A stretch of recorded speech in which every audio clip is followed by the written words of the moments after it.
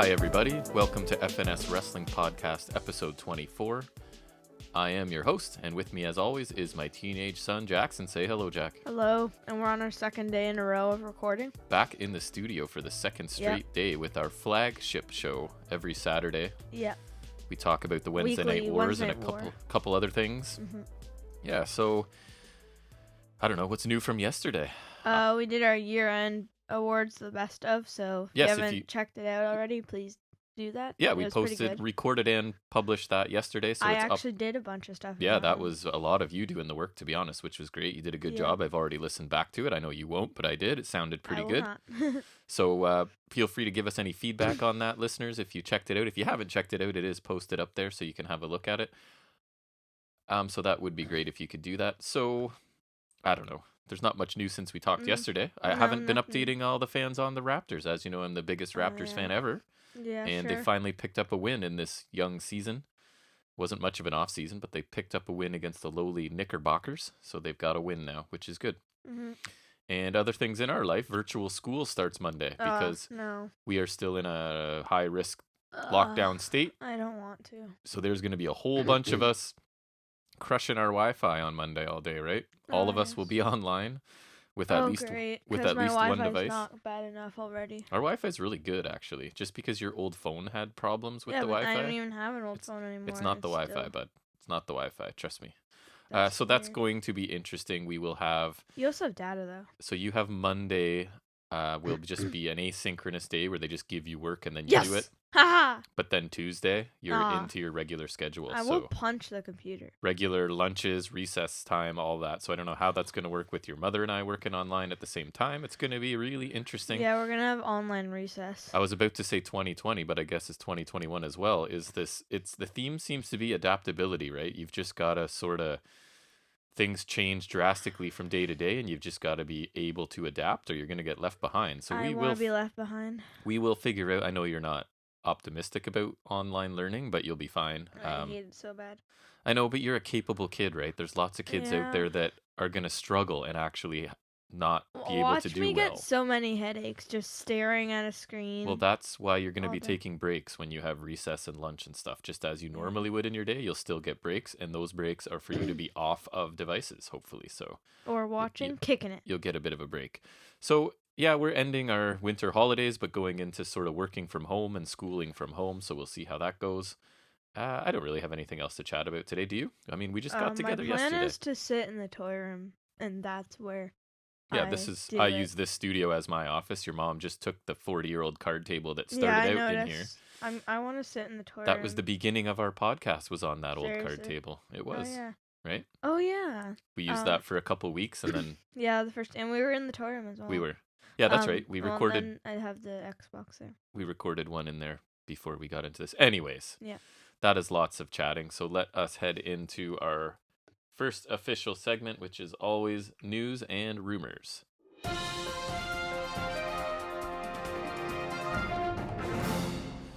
So normally I do start out with ratings for the Wednesday Night War, but obviously there was a huge thing. Yeah, I think the news broke last weekend. It broke about a few hours after we had just recorded and published the show, right? Because we were sitting on the couch a few hours after, and I was shocked to see. And what it was, I mean, it's not breaking news anymore, obviously. It's about a week away, but Brodie Lee passes away at 41 years of age from non-COVID related lung issue. Yeah. This was shocking news for us when we found out about it a couple hours after we'd just finished recording. By all accounts, this was a devoted husband and father, which is most important. And secondly, an incredibly popular and well-respected member of every locker room he's ever been in, by the sounds of it. Yeah. It really does sound like this is one of the truly good guys in a profession where there are some not-so-great guys, as we know. Mm-hmm. Sort of struck a chord with me. I mean, this is a devoted family man, right, with two young sons. So I can. Yeah, and he was always kind of underappreciated. And he's about my age, yeah. So definitely FNS Wrestling condolences, obviously, to the family and friends.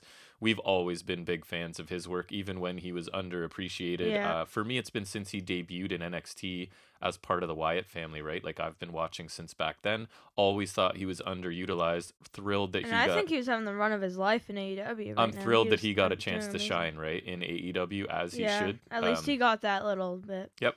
So this really rocked the wrestling world for the week and changed some schedules of programs and things that we'll get into. But we just wanted to start off by acknowledging that because we just missed it last week. We had finished recording by the time the news broke. So rest in peace, Brodie Lee, for sure. Yeah. Then into what we normally cover, which is the ratings right now. So this Wednesday, Wednesday's Brodie Lee Celebration of Life edition of Dynamite. So they moved Night 1 and New Year's Smash to next week and changed this one to a Brodie Lee tribute. Really classy move, right? They just pushed, and I mean, these are shows that they've planned out and promoted and have ready to go. And they made the classy decision of just pushing both of those shows and putting something together for Brodie Lee's Celebration of Life, really involving his family and his son. It did turn out pretty good. Yeah, we'll talk about that for sure. So that edition of AEW Dynamite did really well. It got a 977,000 viewers, which is up about 26% from last week, with a 0.40 rating in the key demographic of 18 to 49, which is really good as well. In contrast, however, Wednesday's NXT on the USA Network, it was I guess it's technically the New Year's Evil Go Home show because that's starting next week, right? Yes. So it drew 586,000 viewers, which is down 16%. And they only earned a 0.12 rating in the key demographic. So overall, a very large margin of victory for AEW this week. They actually pulled a pretty good number. And that's great for that Brodie Lee Celebration of Life show. And NXT was down and did not do very well. So it was a pretty decisive win by AEW this week. Yeah. Anything you have, sir? I'm looking at one now just because I saw it. And so apparently EC3, you know how he had like that drastic character change? Yes. That you didn't like? I did not. Apparently he wanted to like mimic Sting's change from Surfer to Crow. Kind of like becoming a quote-unquote darker kind of character. You know but instead of not saying anything like Sting did, he just constantly said a lot, and it was not good. So I don't... Yeah. I appreciate trying to do an homage or whatever, being inspired by something, but the delivery was not good. I'll say that. I had one that, according to a report from Fightful, which is pretty reputable, several WWE superstars from the Raw, SmackDown, and NXT brands were offered new contracts in 2020, but they turned them down. The offers were said to be disappointing compared to some offers that they had been putting out. Yeah, I saw something about like WWE reportedly not hoarding talent and then low pay thingies. So in 2019, WWE were giving talent a lot of money, even overpaying, because they simply didn't want them going anywhere else, right? So since the pandemic, though, WWE is said to no longer be in, quote, talent hoarding mode, which is the quote that was used in the article I read. That is a thing they do. They do, and the offers are well below what they were before. So the report notes that at least half a dozen wrestlers have turned down new offers or are hesitant. Wrestlers receiving low pay renewals. Or they're hesitant to agree to anything right now. Many talents are waiting for things to return to something that could be considered more normal, I guess, to see if the offers improve. And WWE officials are said to be open to this. So basically, offering contracts that were significantly less than pre-pandemic offers, people are sort of turning them down and waiting to see where things go, which makes total sense, right? I guess. So it's nice to see they're not in talent hoarding mode, because that means people can sort of go where they want to go, which would be nice for us, because we don't watch main roster. So if they're on those shows, we don't see them. Do you have anything else? So apparently Dr. Chris Amann, I don't know how to say that, Amann. Yep, Chris Amann, I'm pretty sure that's correct. Isn't he the guy who got in the lawsuit with CM Punk? He is. He is still their doctor, yes. So apparently he got the COVID-19 vaccination. He did. He got his first shot, because you need 2, I believe, right? Yeah. So he's the first member of their staff to get it done. Yeah. Which is cool. And so apparently Brodie Lee was was considering another company after leaving WWE instead of AEW. Any guesses? New Japan? Yes. Yeah, that makes the most sense. I was going to say Impact, but no offense, Impact. Brodie Lee seemed like too smart of a guy to make that decision. So yeah, he would fit. Oh man, he would have done well in New Japan, right? He would have been treated pretty well there as a big foreign wrestler. He would have. They like that. Kind of Lance Archer-esque. Right. And another one regarding Brodie Lee, CM Punk and Mick Foley did a really cool thing, and they announced that for the next month, all of their pro wrestling tees profits will go to Jon Huber's family. Amazing. I actually which is really cool. Was thinking of possibly even ordering the shirts that they wore on Dynamite this week, checking them out, because again, all the proceeds go to him. Yeah, so. And any of Lee's shirts on Pro Wrestling Tees or ShopAEW.com will also go to the Huber family. Yes, so lots of people doing some really cool things to try and raise some money. And I'm probably going to look into supporting one of them. Yeah, It was just, I'm down to get one. yeah, it was just too. kind of a shocking thing. Kind of caught me by surprise. Big fan of his. So yeah, I'll try and look into something to maybe offer maybe some see if they support. got like a RIP Brodie on AEW's website or something. Yeah, so I'm going to have a look into that and see if there's something we can do to help out a bit too. Yep. Anything else for the news? Hulk Hogan believes that Matt Riddle's the next big thing. Matt Riddle should be a next big thing. I think so too, but not the way he's being presented. No. As I understand it. I mean, we don't see it too often, but yeah, it's just everything I've been hearing and seen. He used from comedy. That he does on the mic. Yeah, it's comedy, right? And once you get sort of pigeonholed or typecast or whatever you want to say as a comedy character with WWE, that's what they're going to do, right? And that's what we were worried about with Grimes in NXT, right? Is if the comedy bit lasts too long, then that's what you are. And I don't. Right. And Riddle's in-ring style and the way he wrestles is so good and unique and different from other people. But again, it's not a main roster style. He fits beautifully in NXT, right? Where he can have those amazing long matches with other guys who can really go. He's another guy who's gone too soon, I think. So the main roster style, it's something another podcast talked about briefly, and it really made sense to me, is the AEW Dynamite has sort of ruined them for watching main roster, right? Because of the matches you get on Dynamite, you get competitive matches with awesome wrestlers with clean finishes and interesting stories.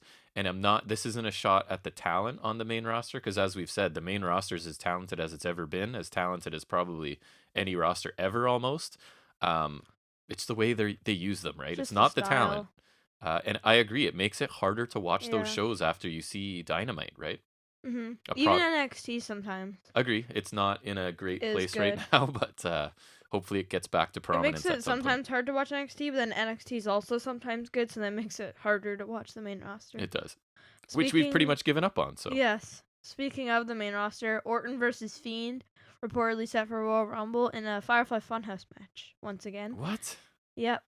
Clearly I hadn't heard this already. This seems like a terrible idea, but I don't know, it could go okay, but let's just hope it's better than House of Horrors.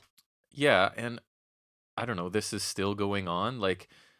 Well, because he's obviously going to get his revenge. Murdering a person by setting them on fire does not end a feud, I guess, anymore. I guess he's going to get his revenge because he's Fiend and he's a monster person. But at this point, what's he going to do? Like, he's just been... I don't know. I know you love the Fiend, but I just don't... his hand down Randy Orton's throat. I don't understand what they're doing with him, I guess, but I'm also not watching it, so... I am not watching it either. Mick Foley tests positive for COVID-19. I just saw that before you came down, actually. So best of luck to him in surviving that. I think he's on the road to recovery already, because he said... I would hope so. He said he was diagnosed in December, right? So I think he's been quarantined. Yeah, and he's just sort of saying for everybody else to stay safe and be cautious that this is no joke sort of thing, as we all know, I hope, at this point. Yeah, so hopefully he recovers fully from that. Mm-hmm. Yeah. And then my last one is Sami Callihan re-signs with Impact Wrestling, signing a 2-year extension. It makes sense. He's a really good... Where else is he going to go? He's a really good fit for that promotion, right? If he wants to be an upper Carter, top tier guy, then that's where he kind of needs to stay, because that's not going to happen anywhere else. He is a decent talent. I do like him. His stuff kind of gets stale for me a little bit because he is so prominent in Impact all the time. But again, it's similar to me to Eddie Edwards, right? It just feels like that's where they belong. That's where their talent is best used and is going to be best promoted, I think, and placed on the card. Right, and they just made the name there, right? Yeah. More so Eddie Edwards, but Sami Callihan as well. And it's good for Impact to have reliable people that are committed, right, and capable and don't have any history. And they could say, like these are our guys, not like they're taking the Good Brothers from WWE or something like that. And I think one of the problems some of the casual fans of Impact have is the high turnover rate, right? Like, you could stop watching for a few months, come back, and it's a very different roster sometimes. Mm-hmm. So having a bit of continuity and consistency is probably good for them, yeah. Mm-hmm. And I'm not a huge Callahan fan, but I think he fits really well in that company. Yeah, I definitely did like him when we were watching, because he was that just psychotic heel who would like drool and whatnot. And That's where he's at his best, because he can be absolutely disgusting, right? And just the most I vile. loved his feud with Penta. He's just a vile, awful heel when they really let him. He's sort of not quite to that level right now, but they could always get it back to that point. Yeah, and I think OVE was such a cool group. He's just like this filthy scumbag heel, and he does an amazing job of it. I like the feud with Penta. There's the hair versus mask match, and then there's the Mexican death match where we were there. Remember, with like the Legos and. Oh yeah, we were there for that one. And that was fun. That's when I had my sign. Comeback Live Wrestling. We'd like to go see a show at some point. That's when Penta held my sign in his entrance. That's one of our goals in 2021, buddy, is get our butts to a local indie show. Yeah, just if things get normal. Yeah, I'll even go to like if like Raw comes around, I will even go to that. I'd go to a house show, but I don't think they exist. So I'll go to stupid Raw. I need some live entertainment. But anyways. All right, so I guess that will finish up our news segment and bring us to our first of the Wednesday Night War reviews, which is our weekly AEW Dynamite review.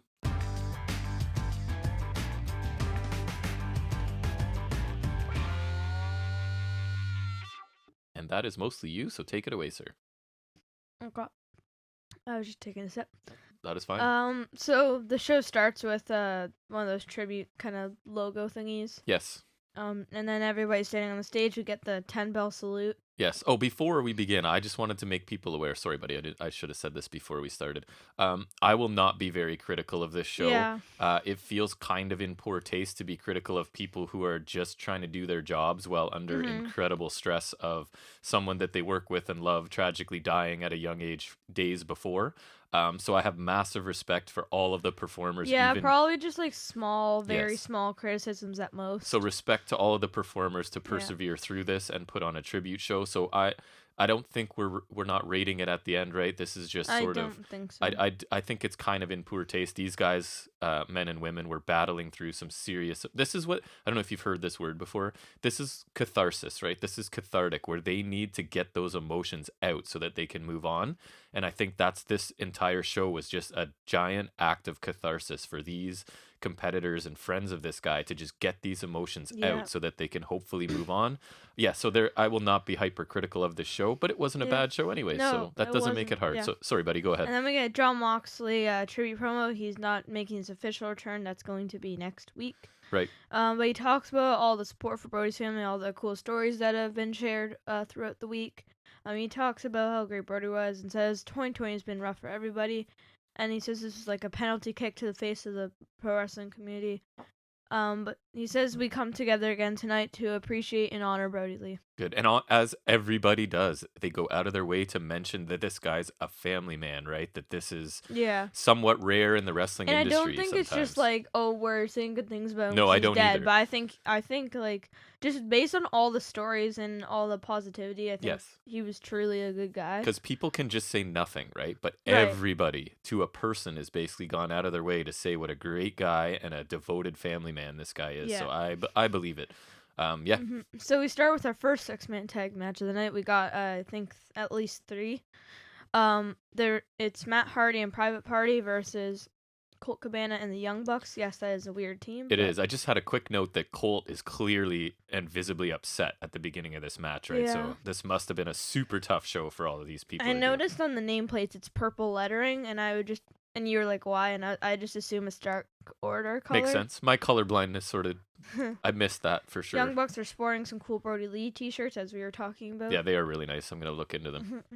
Chris Jericho's on commentary throughout the night. Yes. So we start with Cabana versus Cassidy. Holds and counters. Mark Quinn tags in. Triple team by the Bucks and Cabana. Triple drop kick to Matt Hardy. Wrecking ball drop kick by Matt, followed by a toe pick on Halo from Nick. Cabana falls with a pretty good springboard moonsault, I must say. As much flack we give to Colt Cabana. He's got some decent moves occasionally. He does. I just wish I liked... He's just such an indie gimmick. I just have never gotten into it. I hate how they kept calling him Boom Boom. I'm not a fan of that either. That just felt stupid. Yep. Matt Hardy tags in. Sleeper hold. Matt tags in. When I say Matt, I mean Matt Jackson, and I'll probably call Matt Hardy. That is fair. Because that's just makes sense. And this is why WWE doesn't do this, right? They won't allow two similar names. And I kind of get why. So we get a super kick to Hardy. Well, they usually call them by their last names anyways, so. But Mark Quinn tags in hip toss drop kicks by the Bucks. You know, that simultaneous thingy that they always do. Does look pretty good.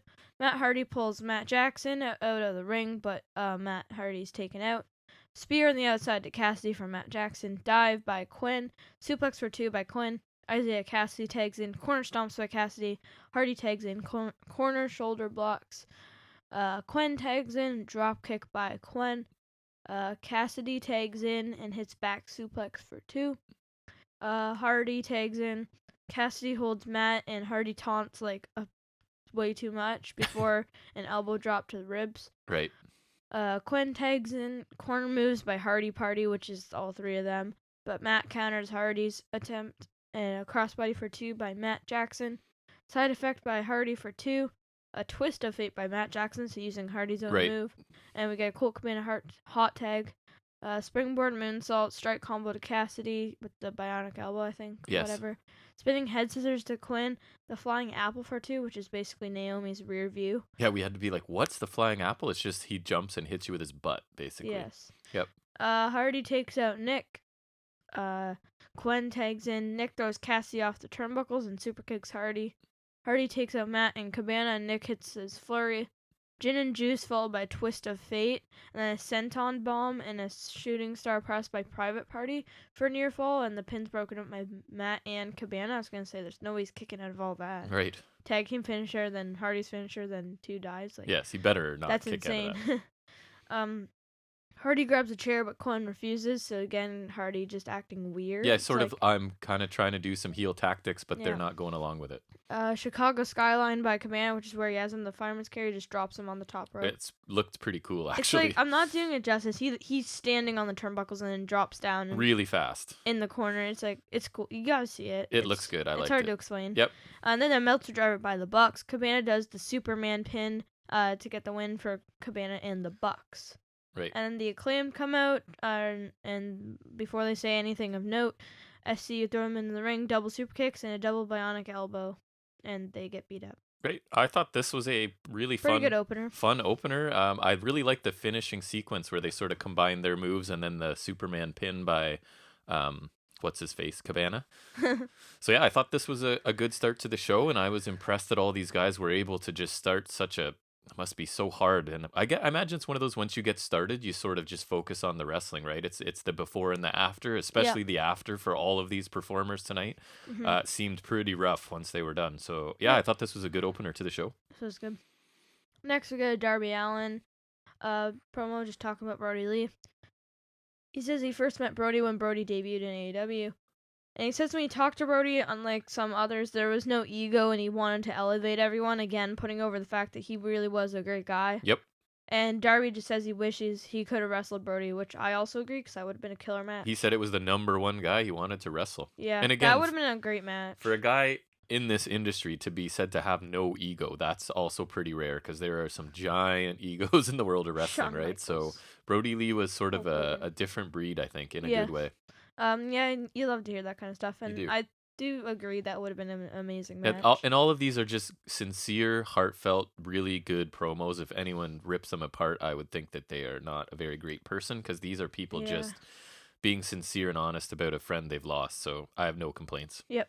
Next we get Lance Archer, Evil Uno, and Stu Grayson. Is that not a killer team? Right. That's amazing. We love it here for sure. And Eddie Kingston, Butcher, and Blade are their opponents. Archer's wearing like a Luke Harper attire. Yes, a throwback Brodie Lee wear. It looked really cool. Even I noticed that one. Yep. Kingston cuts a quick promo, says he misses Brodie Lee, but then he says now that the niceness is out of the way, and he says that Dark Order is nothing without Brodie, and he's gonna prove it now. And I like this. He was able to get that tribute in, and then but still stay in character after. I thought it was kind of funny. That's what I said, that he cuts as heel a promo as would be acceptable here, right? Right. Like he just still walks the line and gets a sincere moment out, but then keeps his heel character. Right. I thought that was like the perfect amount really right good. there. Yep. Yeah. So we start with Kingston versus Evil Uno. Uno gets a cheap shot after, I guess, what Kingston said earlier. Yeah, just before the bell rings, he kicks him in the And head. then a brief brawl, a suplex to Kingston by Uno, double team by Uno and Archer. Then we get a triple team also involving Grayson. Stu Grayson now tags in. Corner stomps. Butcher gets a cheap shot. Butcher tags in. Corner splash. Blade tags in. Scoop slam for 2. Uno cheap shot as payback. Black hole slam by Grayson. Kind of homage to Luke Harper there, aka Brodie Lee. Exactly. There's a bit of that in this show, right? Yeah, he did do that a lot. So Yep. I remember him doing He did. Uno is now legal post-commercial break, but Kingston's in control. Slap exchange, half and half suplex. Archer gets a hot tag. Ripcord Iranagi to Blade, which was kind of cool. Yep. Corner running elbow. Archer rope walks into a moonsault, which I remember him doing that a while ago, but I don't think we've seen it. He started adding that to his repertoire now. I don't think we've seen it in a while. He does like the taker ring walk, but not just a clothesline. And then just does a rope moonsault. walk, sorry. That's yeah. just...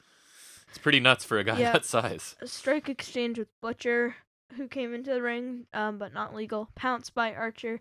Double team flatliner by Dark Order after Grayson tags in. Archer falls with a frog splash for a 2 count. Butcher and Blade double team, followed by DDT from Kingston for a 2 count. Double Pele kick to Butcher and Kingston from Stu Grayson. Archer tags in, crossbody to Blade. Kingston saves Blade from the blackout. Grayson tags in, apron DDT to Butcher over the top rope, which looked cool. He just like yeeted himself over the top rope and kind of just slammed Butcher down on the apron. Uno tags in and the fatality for the win. Love that they used that move. Me too. I love it. I like the finishing sequence. I think Stu Grayson's awesome. We say it all the time. He was great. Another really fun match, right? It never let up the whole time. I thought the finish was really fun. I enjoyed this match as well. I don't know what to say. Yeah, it was really good. And then a short arm clothesline from Jake Roberts after he attacks Kingston after the other dudes punched him a bit. Which I let you know was a signature Jake Roberts move. Yep. And then we get a Dax Harwood tribute to Brodie Lee. Dax talks about Brodie's family dedication, and then Arn Anderson talks about always seeing Brodie with his family, which is cool, and Cole Cabana says something, and I forgot what it was. And then Bryce Remsburg, who is a referee, talks about him and Brodie Lee catching up when Brodie debuted, and if there's a Mount Rushmore Wrestling Dads, Brodie would be on it, and I thought his was really cool. He seemed devastated, eh? Yeah, he was really sad, just in tears, and also the fact that, like, he was clearly friends with Brodie for a while, and, like, he got to catch up with him when Brodie came to AEW. I thought that was just really cool. Yes, he seemed really crushed by this. I really liked his, because it just felt like, not that other people didn't feel sincere, but it felt like he was really hit hard by this. Absolutely. I thought it was really cool. Yep, all of these were good. And next we got another interesting one. Hangman Adam Page, John Silver, and Alex Reynolds. Great team as well. Yes, and love versus that the Inner Circle, which is MJF and Proud and Powerful, which is a great team as well. Another group we enjoy, yeah? Yeah. John Silver's wearing his own version of a Brodie Lee singlet, which makes him look shorter. It made him look smaller, but it was awesome. It's a good tribute. Yeah, it was awesome. Tribute. And Wardlow is back, so good to see him. Hager and Guevara also come out to ringside. Hangman and MJF start this match, and we are reminded that these were the two who fought for the first Dynamite ring. That's right. So, and then we also get shown MJF just like in the bottom corner beating Orange Cassidy to retain it. MJF yells at Brodie Lee Jr. like a lot, kind of like Sasha Banks yelling at Izzy. -1, as they call him, right? Which is kind of funny. Yeah, Brodie Jr. and Brodie's wife were at ringside, which is a pretty brave move by them, to be honest. Yeah, I loved it. We'll talk more about that shortly. Ortiz and John Silver both tag in, holds and counters. Santana tags in, springboard crossbody. Back elbow by Silver. Sunset flip for 1 count as Reynolds tags in. Super kick to the legs and a neck breaker by Santana. Santana hits the 3 amigos and Ortiz tags in to do a double team on the 3rd amigo. Yep. MJF tags in. Arm stomp to Reynolds, just kind of that double team where someone holds him and he stomps the arm. Right. Back body drop to Ortiz by, I guess, Reynolds. Hangman tags in, follow away slam to MJF after a flurry, followed by the slingshot plancha to Ortiz. MJF cowers away as Hangman attempts the buckshot. Triple team by the Inner Circle. Body slam by MJF post-commercial break. He's yelling at Brodie Lee Jr. again. John Silver hot tag, flurry by Silver, sit up powerbomb for 2. Silver is on fire once again. Yes, he looks great. Roll through cutter by Santana, which is pretty sick. Spine buster by Ortiz. MJF tags in the destroyer thingy by Silver. It was weird. Remember? Yes, it was. Kind of weird, but whatever. It wasn't perfect, but it was interesting. Yeah. Suicide dive to Ortiz. Heat Seeker by MJF. Powerbomb kick by Proud and Powerful, but Alex Reynolds breaks the pin. Wardlow attacks Reynolds while the ref is distracted. And Eric Rowan, a.k.a. Eric Redbeard, attacks Wardlow and takes him away. And I'm saying it could be a cool signing, but I've heard that it's just a one-off for now. Yes. But I think this is a really cool thing to bring It was awesome. him in for Brodie Lee Appreciation Yep, Night. even just for that few minutes. That's cool. Because they're obviously like probably the best of friends. They had tagged for years, the Wyatt family, Bludgeon Brothers, that brief tag match in 2019. They've just probably been together for like a while. Right? My only issue was that Eric Rowan being there and paired up with Wardlow made you realize that Wardlow's not that big, right? And I've looked to see that he's only about my height, but obviously about another 100 pounds. Yeah. So he's not a huge guy height-wise, and Rowan just looked monstrous next to Wardlow, but still really cool overall. Combo by Silver and Reynolds, and a buckshot lariat by Hangman, but MJF puts Ortiz's foot on the ropes, and Dick taunts Brodie Lee Jr. more and rips his mask off, and then spits on it. Oh, wow, what a heel, right? Yeah. Oh my goodness. And then Brodie Lee Jr. gets to hit MJF in the head with a kendo stick, which is funny. And then a slingshot plunger from Hangman. Dick's clotheslined by Silver for the win. Nice homage right there at the end. And I thought this was my favorite match so far. Just really fun. And MJF, was being a heel, but I like that they gave Brodie Lee Jr. that shot. Yeah, and clearly -1 was involved in it, and they knew it was coming. Right, it's still just an amazing heel move for MJF to be able to pull I've that always off. heard that he's the guy who just doesn't break kayfabe. Like, he flipped off a child. Oh, there's many pictures of him giving fans, like children, the finger in photos. And I'm sure the kids are on board with it and stuff, but... You can't appreciate the dedication to that. It's like when I told Moose to rip Nate's sign at the Impact taping, right? Like, just let them know that we're okay with it and you're not going to upset the kid. Like, we kind of want to be a part of the show, so go ahead. That was fun. Yeah, I thought this was another fun match, right? Silver looks really good in his little flurries. Page's flurries with the combination of like speed, athleticism, and power. I'll never get tired of watching him go on his little runs. I can't wait to get his figure.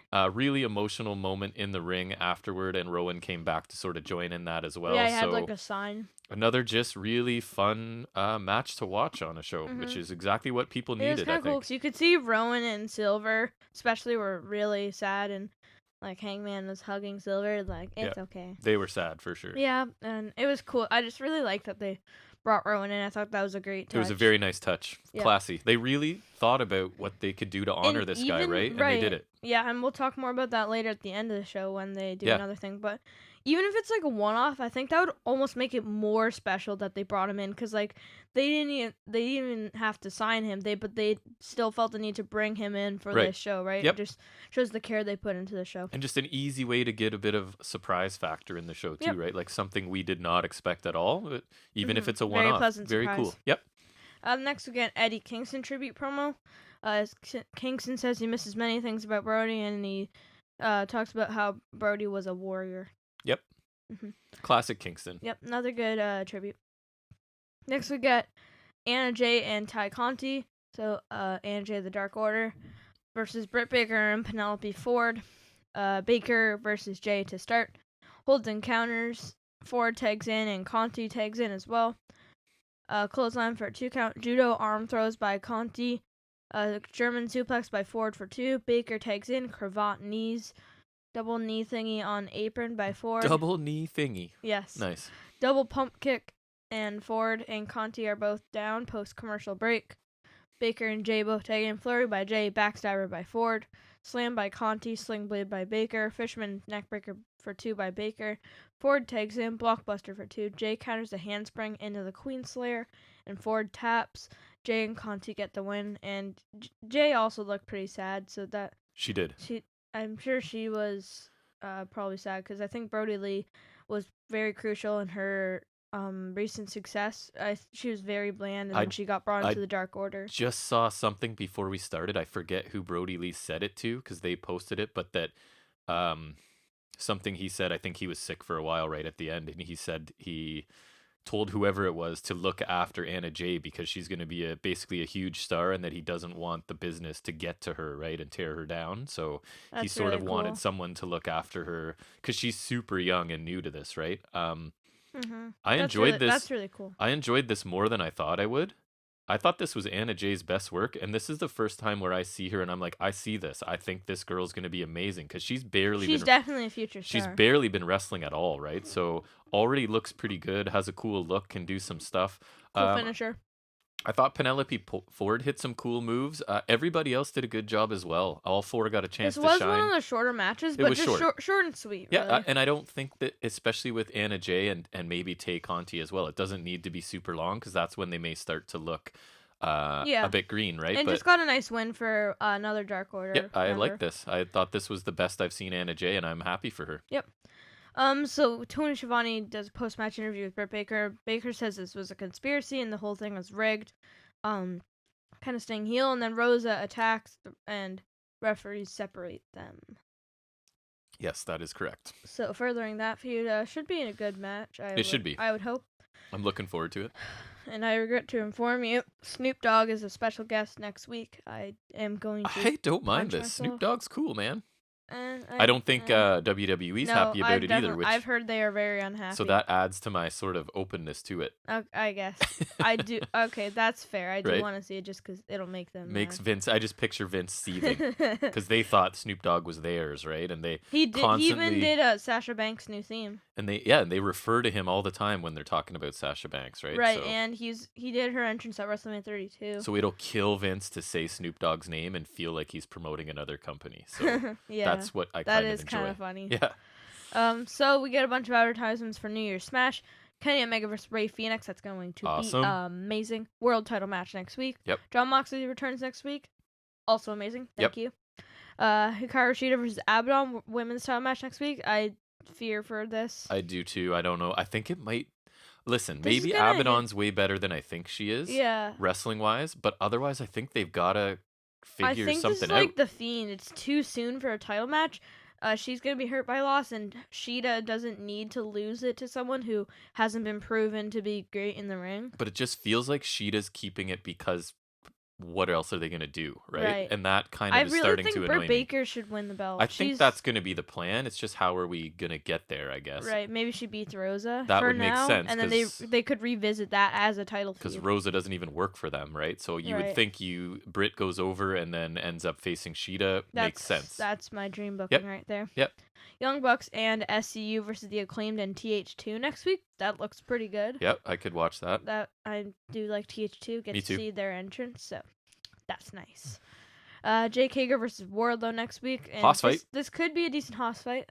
I'm open to it. Yep, me too. I just hope Wardlow wins, man. That's all I'm saying. Cody Rhodes versus Matt Sydal next week, which is random, but should be fine. They're both pretty good. Gee, I wonder who'll win that one. Chris Jericho on commentary next week, which is nice because he is good at commentary. He is. And then I think this is in 2 weeks, but I accidentally wrote next week. You're fired. So New Year's Smash Night 2, Allen versus Cage for the TNT title. That is just gonna be amazing. You're really looking forward to that, eh? I'm unsure. We'll see. Just think they're both really good. They are. It's just gonna be a great contrast to styles, and I still remember that Avalanche Drill Claw just looked amazing. Oh yeah, Cage is gonna throw that kid around like crazy, and he's fine Darby with Allin's it. Gonna let him. He's fine with it. So yep. I think they got 2 title matches that are great in both weeks. Omega Phoenix and then Allen Cage. That's really good stuff. We've got some stacked shows even on NXT, right? I'm excited for the next couple weeks. Yeah, we'll talk about that a little more later. But yeah, NXT show even looks really good. It does. FTR versus Jurassic Express, which I would assume would be Jungle Boy and Luchasaurus. No offense, Marco. I hope so. But that should be good. Agree. They're both great teams. Miro versus Chuck Taylor could be okay at the very least. And see, this is what I mean when we keep saying should be good, should be good. It's not just because of the talent, it's because we know how they'll be allowed to work, right? Right. Whereas you could put, like, let's say you're going to have Daniel Bryan and AJ Styles. I should be like, that should be an amazing match, but under the style they're going to be forced to work, I'm not sure, right? Like, they had a good match this year, but one, it was in kind of the empty arena with the not crowd. Yeah. And 2, it was nothing like they could have done. And I feel like there's even less of a chance if it's just on their weekly program. Like a pay-per-view maybe, but on a weekly show you're not going to get these kind of matches that we're excited for, right? Yeah. Thunder Rosa versus Britt Baker next week, which could be good. Should be awesome. Pac versus Eddie Kingston, which would be a cool grudge match. Yep. Please make that a no DQ match. I think Pac, that would just benefit this Eddie match. Kingston will make me care about that, so I'm not worried. And I just think it's an interesting thing because Pac had to leave because just things out of his control. Right.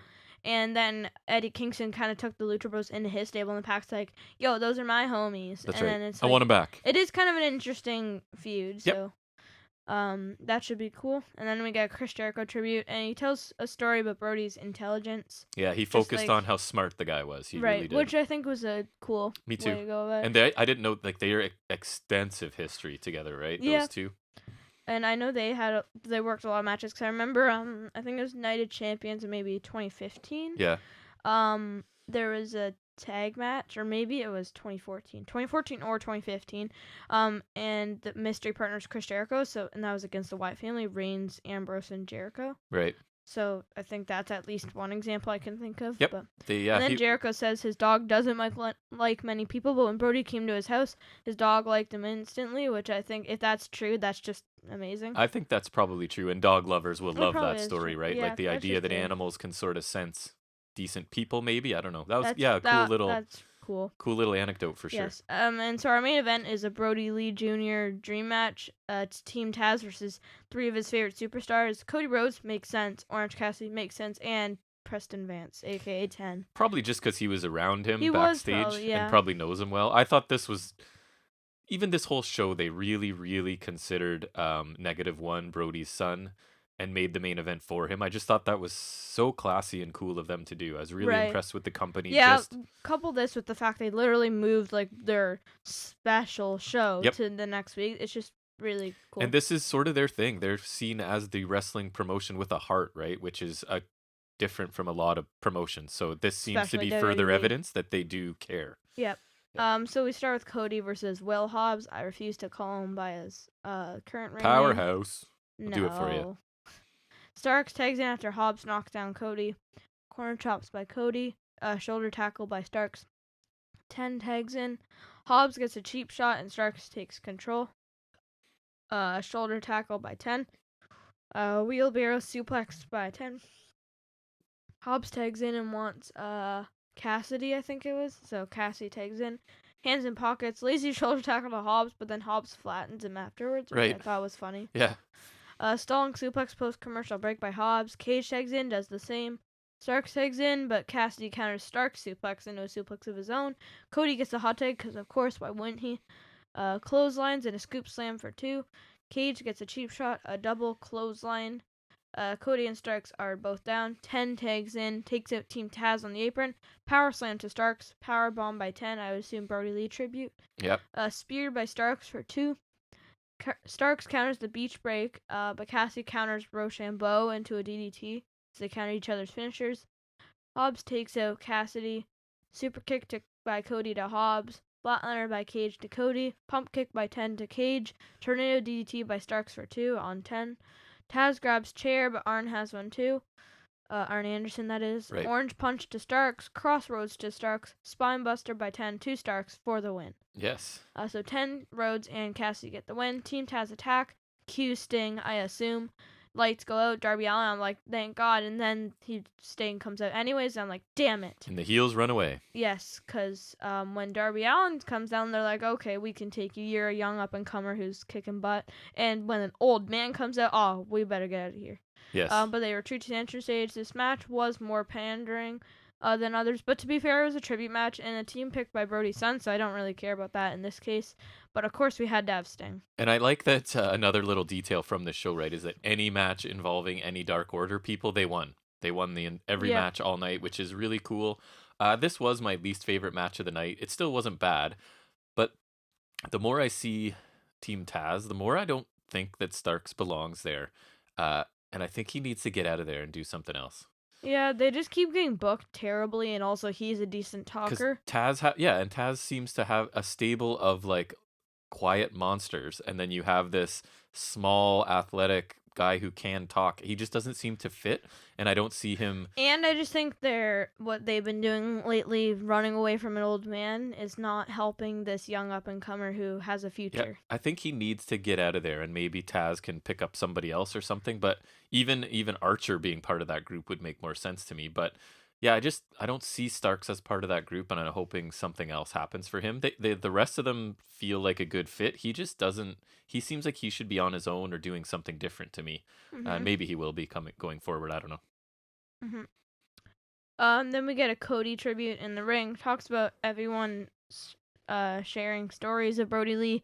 And Cody says Lee is a beautiful man and has a beautiful legacy. And then he introduces Brodie Lee Jr., who walks out to Brodie Lee's music. Brodie Jr. places Brodie's boots in the middle of the ring. Tony Khan gives Brodie Jr. the TNT title. Yep. And calls him TNT Champion for life. And I actually did discover that they're retiring this design. And they signed him to a contract, right? Yep. So when he's of age, he'll wrestle for AEW if they're around and if he chooses to. Or I bet you if he's not a wrestler, they'll find a behind the scenes position for him, which again, maybe he could be an authority classy figure. thing. AEW. And I think it's cool that they're giving him this design and making a new one. Cause I'm sure it's expensive to make a new one. Then they didn't have to do that, right? But they did, right? Which I think is really cool. Yep. And I'm intrigued to see their new design. Yep. Then we get a Brodie Lee tribute package, which was really cool. They even used a picture of him with the SmackDown Tag Team titles. Yeah, and Khan is out there to introduce it, right? So he's present on this show as well. R.I.P. Brodie Lee, just so much sure. potential for this guy. Yep. It really sucks. We'll miss him. He was great. Yep. I Overall, just really liked this show. It was a great tribute to a great wrestler who was gone too soon. And given the show had to be put together basically last minute, it was really good. No match was bad. All the tribute segments were cool. And I liked all the various stories. Eric Rowan appearing was a really nice touch, even if it's a one-off. Right. The one thing I didn't like was Sting. So I thought this was a pretty cool show as well. A combination of heartfelt promos and fun multi-person matches. They even found some spots to further some storylines, right? On a show that they clearly had to throw together really quickly. A classy tribute to a popular guy in this company. Very cool that they bumped a pretty major card, 2 weeks worth really, to put this together and made it special for Brodie's son. AEW, as I said, has the reputation of the wrestling company with a heart, and I think that will continue after this episode. I'm not going to give it a letter grade because I don't want to grade people in this situation, but I thought it was a very enjoyable show. And if we did grade it, I think I would even give it a pretty good grade because it was actually a pretty good show. Absolutely. It was good. Mm-hmm. All right, so that will bring us into our next segment, which is our weekly trivia segment, which is Jackson doing Off the Top of His Head. Yes.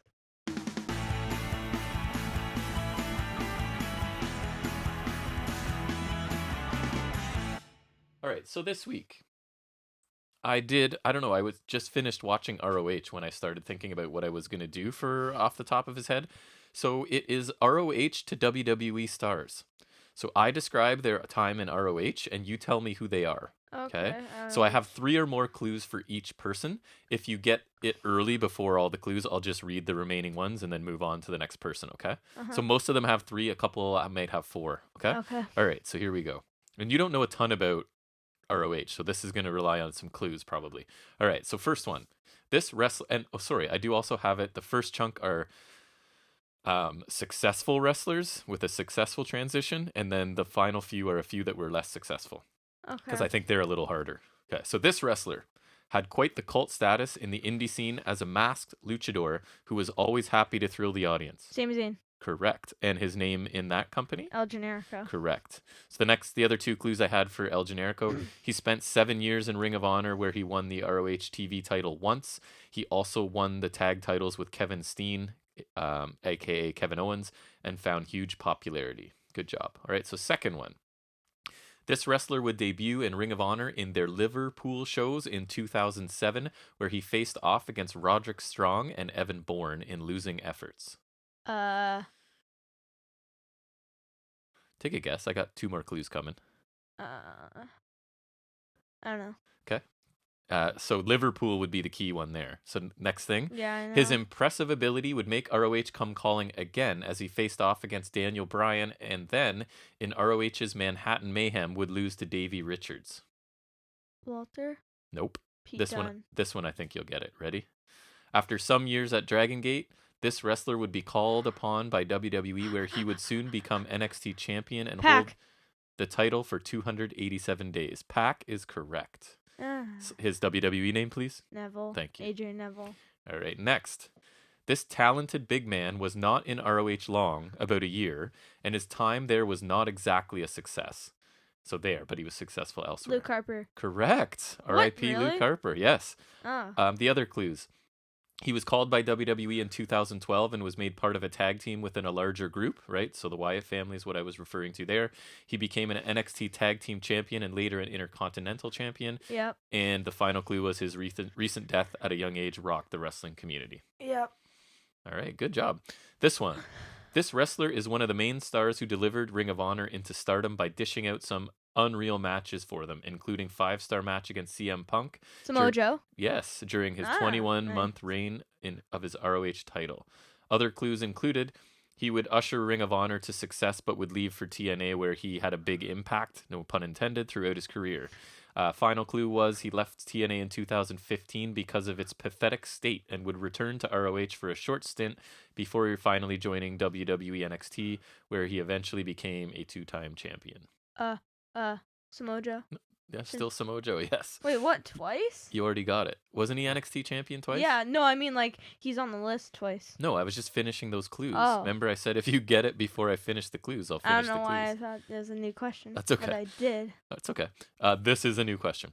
Okay. Although he's known as more of a TNA guy, this wrestler first came onto the scene in Ring of Honor where he started off his career in a prominent manner by becoming the ROH Pure Champion and also winning the ROH Tag titles with Amazing Red.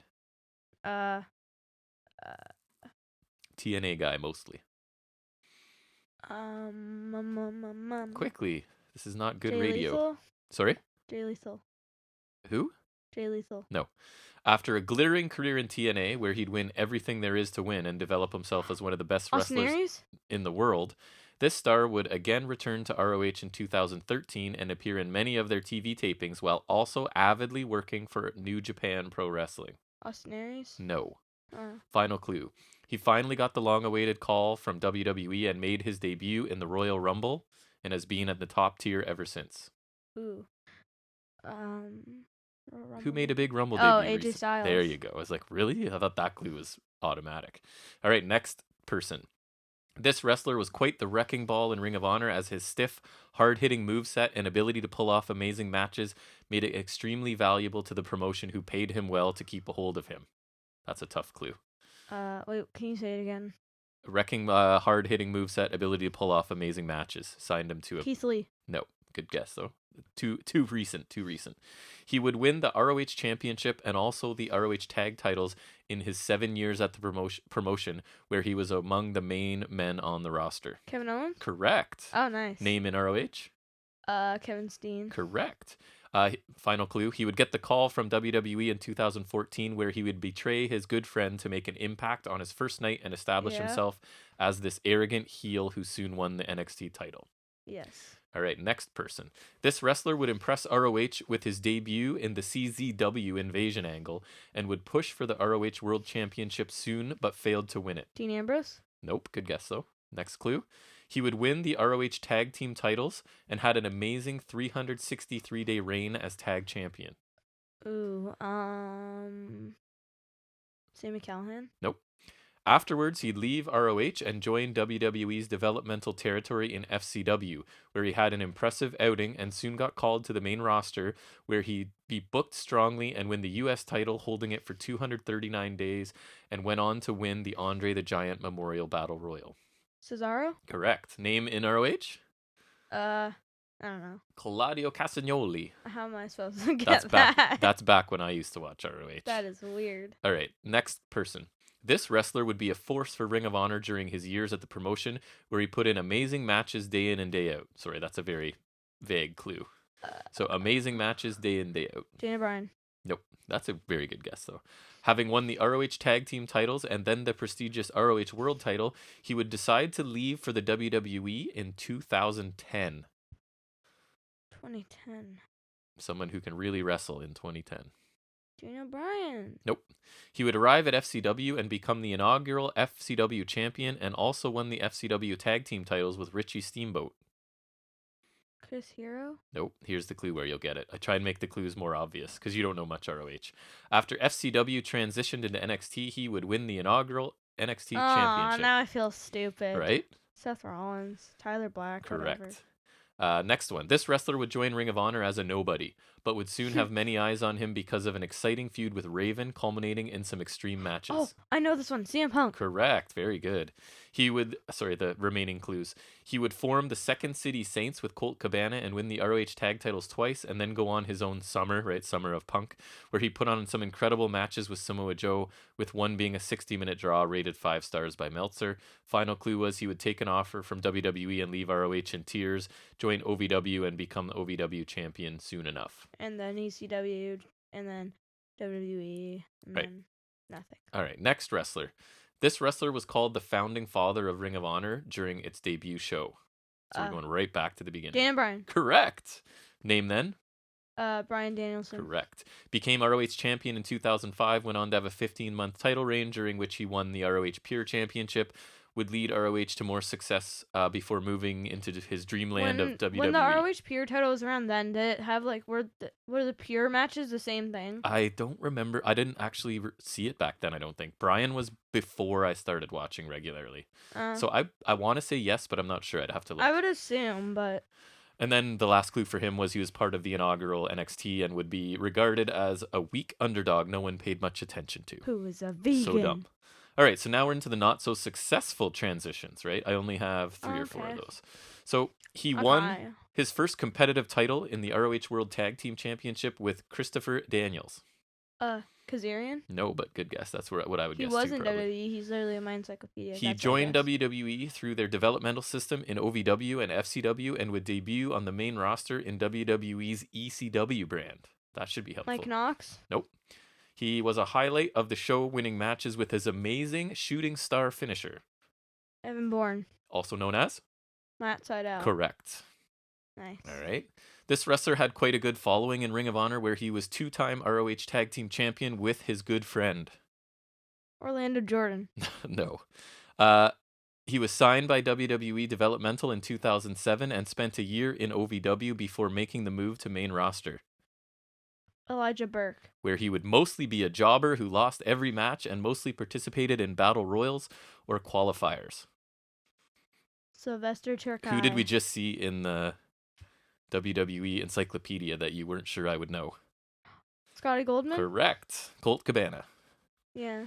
Okay. One of the most exciting tag teams in the world. This team ruled in Ring of Honor for some time by winning the tag team championships twice and each winning the heavyweight title once. I don't know if you know these guys. Briscoes? No. Well, you know one of them. I don't know if you know the other. They won it all in Ring of Honor and decided to move on in 2013 when they went for a tryout in NXT, but after a week-long tryout, they were rejected and went to TNA. That's correct. Who are? Eddie Edwards and Davey Richards. Good I think job. they lost to the Ascension or something. Yep. All right. I think this is the second last one. This is someone you like, so it might help. Or the American Wolves or whatever. This wrestler was a legend in ROH, spending 7 years as one of the most legendary tag teams in the company's history, winning the titles twice. Daniels? Nope. King of the indie scene before making his move to WWE in 2011, where he signed to FCW, which became NXT.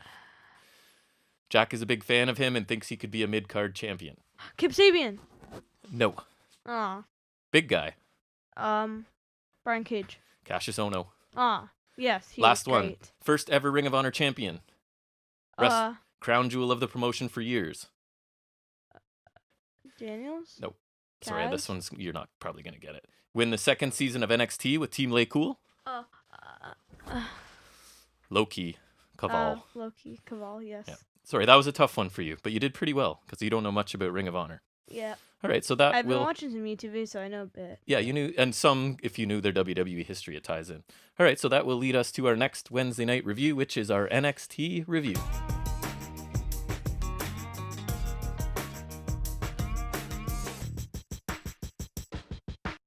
So we're going to get Swerve Scott versus, did you notice they were calling him Colossal Bronson Reed a couple times? I did not. This is a new I nickname. thought they would just keep calling him Thick Boy. No, that's sort of gone, I think. Yes. So Reed has hair now, right? And a dragon on his shoulder or something on his ring attire or entrance attire, which looked kind of strange to me. I can't say I'm a fan of the dragon on his shoulder, but... Yeah, it's just like they go to that Sidetron thing where like he's emerging from the buildings. Yeah. And they just cut to him, boom, dragon on his shoulder. Right. So we get a headlock by Bronson Reed to start, and he takes Swerve down to the mat. Swerve tries to get Reed's arm, but he gets overpowered by the big man. Swerve ends up outside, and Reed hits a shoulder block from the apron that looked pretty good. He sort of jumps down from the apron and shoulder blocks Swerve on the floor. Swerve kind of takes out Reed's knee with a kick. Remember, I put kind of because the kick was really weak. Like, it didn't look like it. Was it the chop block where, like, he just tapped his knee? Yeah, and it looked like it wouldn't even bend this straw in my booster juice, let alone a grown man's leg. Yeah, it was like him just, like, tapping him on like tapping him lightly, like, yep, just like that. But that was him taking out Reed's knee, so that was a bit of an odd spot. But anyways, another kick from Swerve on the outside, and he rolls Reed in for a 2 count.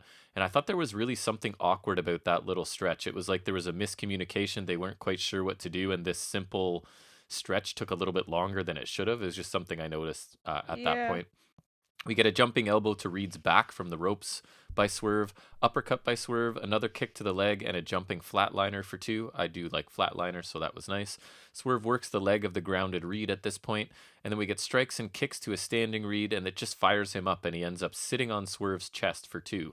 Forearms by Reed and a back elbow, corner splash, spinning choke slam for 2. That looked kind of nice. I don't know if spinning choke slam's the right name for it, but that's what I wrote down. That was my best description I could make. Nice. Swerve does his, remember the cheap heelish headbutt I pointed out last week? They go out of their way to make sure he does this again. He's sort of reached the ropes for a rope escape, and Reed is right behind him, and he just reefs back his head and smashes him with it. It is kind of a cheap thing, but it's still a normal move, so I don't think it's that big of a deal. And in this case, it was even a little cheaper because it was in the middle of a rope break, right? Guess. So it was him refusing to break clean. I guess. So Reed gets angry, runs Swerve over, hits his senton and top rope splash for the win. Yeah, what did you think? I would have thought, so Swerve has momentum because he beat Jake Atlas. And a new character. I guess, but... Right? Reed has momentum because he beat Ashante Adonis. Yeah, okay. Anyways, I thought Swerve was kind of on a roll, just his new character is giving him, he's a little more interesting. Right. So I thought he would have won, or at least, like you said, this would be more competitive. Yes. This was just really bland, and I don't know why Reed won so quick. I thought it was a decent opener, but seems like I feel pretty much the same as you. I expected it to be more competitive. Like newly heel Swerve doesn't seem to be getting much out of this turn, right? Like, I get that Reed's returning, and you need to give him a win, but why did it have to be Swerve? Why couldn't it have been almost Ashante Adonis again, or Jake anyone Atlas? Else? Yeah, I don't, or one of the Legato people, right? Because to me, they're pretty much meaningless at this point. Just squash one of them. So yeah, I didn't mind the match, but I don't quite understand why we're making Swerve look so weak when he just, like you said, has a bit of momentum and has just made a sort of a heel turn, and then he just gets beat clean in a pretty quick match by Reed, who's not exactly... They're really not doing him any favors here. No, and it's not like Reed's a main eventer. Like, I like him, but it's not like this is, I don't know, Karrion Kross coming back or Keith Lee, right? So anyways, a decent match, but I can't say I loved it. So then we get Regal appears multiple times because they're giving out their end of year awards as well. So the first one is the nominees for Breakout Star, and I said that it was basically half of the roster, so I didn't even list the nominees here because there was like 20 of them. It felt like the winner, and you can tell by Jack's audible sighing, is Shotzi Blackheart, and he was not happy. Go ahead. Yes, I don't like Shotzi, but I don't think that's only partially why I'm mad with this. I'm also mad with this because she's hardly done anything of note this year compared to someone like Damian Priest, who won a championship and defended it in multiple matches. Meanwhile, Shotzi was having crap matches and cutting stupid promos and hosting a show. Right. How is she even nominated for this? She hasn't had any meaningful accomplishments. She even lost her War Games match where she was captain. So just from what she's done this year, how has she won? I think part of it, and it doesn't help what you're complaining about, but I think part of what they do is they also consider where they're planning on taking these people in the future, right? Like, they already know what this quote-unquote script is. But apparently they, quote-unquote, factor in fan voting. Right. I highly doubt a lot of people voted for her. I think you might be surprised by the general public's reaction to Who Shotzi. in their right mind would vote for her? I don't know. So then we get Shotzi outside by a fire, and she talks about her dream of this year. She howls multiple times. I hated it. And her father's teachings, and he would be proud of her, and then she howls to end it. I don't think he would. He probably would. Ruff and Atlas are just quickly shown walking into the building separately. The Gargano Way are in the building, but there's a black cat at the end of the hall, and Johnny is freaked out, which at first I didn't understand why, but of course he's obsessed with defeating the curse, right? And the black cat is not helping. So it was just a really quick segment. And I'm really hoping Johnny doesn't lose tonight because I don't love this whole curse storyline. So I kind of want it to end. But it was sort of a recurring thing, right? Throughout the night. The first instance is this black cat that he doesn't want to cross paths with. I think in my opinion, he's already broken the curse. Because I think the curse was he loses it right away. Right, like he doesn't defend it. He won at TakeOver, right? And then he lost a few days later to Velveteen Dream, who won the Worlds Collide tournament. Yep. And then the second one was he won it at Halloween Havoc, lost it a week later to Ruff. Right. Here he's already held it for 2 weeks, I think. So in my opinion, he's broken the curse. I know, and I don't love this storyline, and I feel like they're just kind of dragging it out at this point. I think it's like this is more the Sasha Banks curse where you can't defend it in your first defense. Right. Because Sasha Banks has like held it for more than a week. Sometimes one of them was 1 day, but whatever. But she's just failed in her first defense, where I think that's what Gargano suffers from. Right. But I think he's surpassed the 1 week curse. Now He just needs to surpass the first defense curse. So I'm hoping he wins and we put the whole curse behind us this week, but Agreed. We'll see. Our next match is Breezango versus the Grizzled Young Veterans. The Grizzled Young Veterans didn't get an entrance. What the hell, man? Yeah, that's not They cool. also announced the return of the Dusty Classic in 2 weeks. They did. That will be nice. Which I'm happy about because it forces NXT to do something with tag teams, right? Because that does. Literally left to their own devices, they won't really do much. I find them pretty lazy. So this at least forces them every year to think about tag teams for a little bit. So Breeze and Drake start out, and Drake takes control before some reversals and general grappling. Breeze works the left arm and the fingers of Drake before tagging out. We get a shoulder tackle and an arm drag to Drake by Fandango when he enters, and then he hangs on to Drake's arm. Drake kicks Fandango and tags out. We get a takedown and a bulldog choke to Gibson. Breeze is now back in, and the Grizzled Young Veterans take control after Drake interferes. Slam by Drake to Breeze for 1. Heels attempt to isolate Breeze, but he escapes and tags out. Fandango's on fire when he comes in, takes out both, and hangs Gibson over the ropes, and then they do the sort of tandem running kicks to the faces as Gibson is hanging over the top rope. The heels are then on the floor, and Fandango drops from the scaffolding onto both, sort of out of nowhere, right? I didn't see him climb up or anything. At he least just sort of wasn't dropped. like they were all staring up at him. And it wasn't like an impressive move. He just dropped straight down from it, but whatever. At least they weren't like staring like, oh, right, and waiting, huddled together. Back from the break with the Grizzled Young Veterans attacking Fandango's leg on the floor. In the ring now, and Fandango takes a dragon screw from the second rope for multiple 2 counts. They attempt many pins in a row here and don't get any of them. Gibson body slams Fandango, so his legs hit the ropes because Gibson's been selling his legs. So just a really simple body slam by Fandango, but making sure that his legs hit the rope, which I thought was kind of a cool take on that. Something simple that makes sense in terms of being painful. Drake interferes, but gets shoved into the barricade, so he's taken out briefly. Gibson back in, but Fandango crawls through his legs and tags out. Hot tag to Breeze, who dominates both with his quickness and some kicks. Breeze gets taken out by the Grizzled Young Veterans on the outside, but Fandango flies in to take out Gibson, so they're sort of occupied outside. Back in the ring now, Drake hits a forearm as Gibson runs Fandango into the steps to take him out permanently outside the ring. We get the ticket to Mayhem to Breeze at that point, and Fandango is outside the ring, so he can't run in for the save. And the Grizzled Young Veterans are victorious in this tag team match. Hell yeah. Then we get Everrise coming out onto the ramp, and they're yelling at Grizzled Young Veterans, and there's sort of a female referee holding them back a little bit. The Grizzled Young Veterans get out of the ring and sort of advance toward Everrise, and they want no part of this, obviously. They're the chicken heels, right? They just want to talk. They don't want to actually back it up, so they back away. Kind of weird. So then, like, once the ref's gone, one ref is going to hold back Grizzled Young Veterans? That's why it's funny. They're going to act like one female ref can hold them back because they don't really want the conflict. I guess. They're just those mouthy heels that don't want to actually follow up on it, right? So that's why I like them. They're really committed to their role, I feel like. And it's interesting. I do listen to some podcasts, and they do have a bit of a following among some wrestling podcasters, including myself.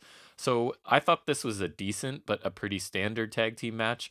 Honestly, Breezango matches are all starting to feel the same to me. They both do their face in peril thing. They both get their chance to do a hot tag, and then they lose. It basically seems to be what's happening. Yeah. They're fine in the ring. They just don't do much for me. I like the Grizzled Young Veterans, so I'm hoping Are they in the tournament? Do you know? I would assume so. It hasn't been confirmed, but I'd have to assume. I think they're both pretty good wrestlers. Drake's probably a little bit better, but then I think Gibson's awesome on the mic. So they kind of balance out. Yeah, I liked it. What did you think of this match? I thought it was alright. Like you said, Breezango's matches are pretty formulaic at this point. But I'm happy. Very good word, formulaic. I agree. I'm happy that I'm happy with the outcome. In my opinion, the best one. I think I'm probably gonna assume both these teams will be in the tournament, and I was saying to you, like, NXT for like, well, WWE does have a lack of a tag division. To their credit, in NXT, they seem to have some decent makeshift teams. Like, They do. Balor and Joe won the first one. Yep. Black and Ricochet won the 2019 one. Yep. Even Riddle and Pete Dunne started out as a makeshift team, right? So they actually do pretty good. Whereas main roster, you have like Seth Rollins and Braun Strowman winning the tag titles and then feuding. Stuff like that. I and like tournaments. Rudolph. I like tournaments in general, and I like tag team ones. I do like the random tag teams because you have some that are going to work together because they never knew they had this chemistry. You can have some that... Some of them are like... I just find in NXT they usually have pretty good pairings. You can find some that don't like each other and have that tension that WWE loves right now, right? The tag team, reluctant tag team partners. But, the tournament should be cool. They have some good tag teams. Not a lot, but some. And then they tend to have a knack for making some good makeshift teams because they do have good talent to work with. And I guess the flip side of that is they have to make makeshift teams because they don't actually have tag teams. So it's kind of a criticism and they have and praise. They have a good selection though to make those makeshift teams. I guess they do. So Regal is quickly back to announce the tag team of the year, and the winner is the Undisputed Era. I think that's who we chose as well. I just wrote kind of by default though. Right. And Cole announces. Sorry, I just wanted to say. No, that's fine. That he and Roderick Strong are gonna represent in the Dusty Cup, and I thought that was a weird combo, but low key that would be good. Well, it's because it is sort of Kyle is the focus in singles right now, right? So yeah, but I think you could have done Roddy and Bobby because they seem to be the tag team right now. But I'm thinking maybe something happened to Bobby because there's no real explanation for Cole having to be in this because Strong and Fish have been the ones teaming. Been teaming together recently, right? So, it might just be a star power play too, right? You get Cole on TV is better than having Bobby Fish on TV. No offense, Bobby Fish, but that's going to get more people interested. And like I said, it is a weird combo, but it is a good one. Right. Then we get to Xia Li and Boa are training some more, and Xia now is using a bow staff here at the beginning of this. Then they're kneeling down and getting marks drawn on their faces by the mystery woman. And she blows incense or something into their faces. I think this is supposed to indicate they are graduating from their training, right? This is them. Yeah, and then there's like a next week thingy. Yep. And she kind of like walks into a light. They all, head towards a bright light, and we get a sort of a thing for next week that we're going to see them. I'd like this much better than the other ones because I felt there's actual progression here, right? 100% agree. Last week my thing was I was starting to say like, we're not getting progression. They're showing us cool stuff, but it's not getting anywhere. This did progress it. So this is telling us they've graduated from their training and they're coming back to the CWC. Again, I think they need to absolutely kill someone when they re-debut to make this worthwhile. Stab them with a sword. But we'll see where it goes. So it's funny because I was just listening to John and Wei doing their best of as well. I just was listening and not finished it yet. Actually, it was just before the podcast. And one of them, I forget who, I apologize, on that gave like honorable mention to this storyline as well. So I was like, yeah, we did that too. So we're not the only ones that enjoy this. Then we get returning Mercedes Martinez in a squash match against Valentina Feroz. I thought Martinez... That is such a jobber name, let me just say. I think Martinez looks like a Mortal Kombat character in her entrance gear, but it kind of works for her, in my opinion. I kind of like it. So we get a kick and a forearm by Martinez to start. Forearm and a chokeslam by Martinez. You're going to see a theme here. It's a lot of Martinez doing stuff. Choke and a face gouge by Martinez. Sleeper by Feroz, but she's backed into the turnbuckle to break it. Spinebuster by Martinez, and she yells and taunts Feroz at this point. Overhead throw by the throat. She kind of has her by both hands around her throat and just tosses her, as you would say, yeets her overhead. Then we get the air raid crash, which I don't know how I feel about that as a finisher, but that is the finish. It is a good move, but it is kind of overused because like it's a lot of people's just transitional moves. McIntyre, right? Sheamus, and Ciampa use it regularly. Right. Martinez yells into the camera that everyone is on her radar. Click, click. So I thought I didn't understand. Is she a beetle? I think it's clicking like a gun, possibly. I don't know. So I thought this was a standard squash match. Martinez has looked better than this, but she looked aggressive, and they're definitely just letting us know she's a heel. So it was fine for what it was. Nothing special, I thought. Yeah. Yeah, right. It was a squash match. Match. There's never much to say about a squash match. The purpose was to make Martinez look like a heel monster, and I guess it was decent. Which they kind of did. So Regal's back again to name the female competitor of the year. Gee, I wonder who it could be. It's Io Shirai. Duh. We get a brief highlight reel, and she thanks those that voted for her in a selfie video. Then they do another one. So male competitor of the year is Adam Cole. We get a highlight package, and then Cole accepts the award and talks about doing what he said he would do. He puts over the other members of the Undisputed Era and says that O'Reilly will win the NXT championship. I'm just like, holy cheerleader, man. Right? Be cool. And that's what I think maybe, but what if they go, like, he can transition from being a cheerleader into, like, sarcastic cheerleader into bitterness. Like, this is what we're hoping, right? We've planned this whole storyline out. I doubt we're going to get it, but... we can just send them a plan. Right. Then we get Pete Dunne versus Roderick Strong. Yes, please. Thank you. These are two guys, again, I say there's a bunch of guys on this roster where I just feel like I'm not sure they're going to have a bad match if you put them together, right? So we get these two in a match. It starts with Strong taking down Dunne as the bell rings, chops and punches by Strong. Dunne fights back with some kicks, and we're back on the mat with Strong in control. We get a bunch of rope running and some jumping and leaping, and then a clothesline by Strong. Dunne gets a headlock applied before Strong escapes and hits a leaping kick to Dunne's face. Kicks in the corner until Dunne gets Strong's arm and fingers. Joint manipulation in the middle of the ring. Roddy gets to the ropes finally, and he chops Dunne before getting sent over the ropes to the floor. Kick to Strong outside and back into the ring. Backbreaker by Strong, his first one at this point, and Dunne rolls out. Sliding dropkick by Strong, and Dunne is down outside. Back from the commercial, and Strong is Irish whip chest first into the corner. Back on the mat, and Dunne is stretching Strong now. Jumping knees to Strong's midsection. Strong fights out of the corner and ends up landing a big dropkick. We get clotheslines, a slam, and a running high knee by Strong in succession. Running forearm strikes and an Olympic slam for 2, and this was a really nice flurry by Strong. All of those moves kind of strung together. Dunne escapes outside and kicks Strong in the gut and throws him into the steps. We get a bitter end reversed into a half Nelson slam on the apron by Strong. We go back in the ring now with near falls for each and an enziguri exchange. Backbreaker countered into a triangle, countered into another backbreaker, which I thought was a nice sequence. One guy counters out, but then the other just counters right back into the original move. It looked cool. Dunne rolls through, stomps Strong, and goes for a submission. Stronghold attempt, but up kicks from Dunne and a finger snap. Bitter end in the middle of the ring for the 3 count. Thoughts? I just thought commentary can't stop talking about the history between these guys, which is true, and they're like, oh, they know each other so well. Yes, that's correct, but give it a rest a bit, you know? Like, I didn't notice, but I believe you. I really like the triangle, and then he did that weird backbreaker. I thought it looked painful. It did, just because the unnatural angle. Some of the transitions out of things were pretty neat, I thought, by Strong mostly, yeah. Yeah, it was a good match. I don't think these guys would ever have a bad match. Agreed. But it was pretty good for a TV match. So I have a good match, clean finish, right, which I like. Right result, which I like. Another pairing, as you just said, that would be hard pressed to have a bad match. It wasn't as fast as these guys can work, I don't think. Like, I think they maybe leave a level for a pay-per-view or a takeover or something, right?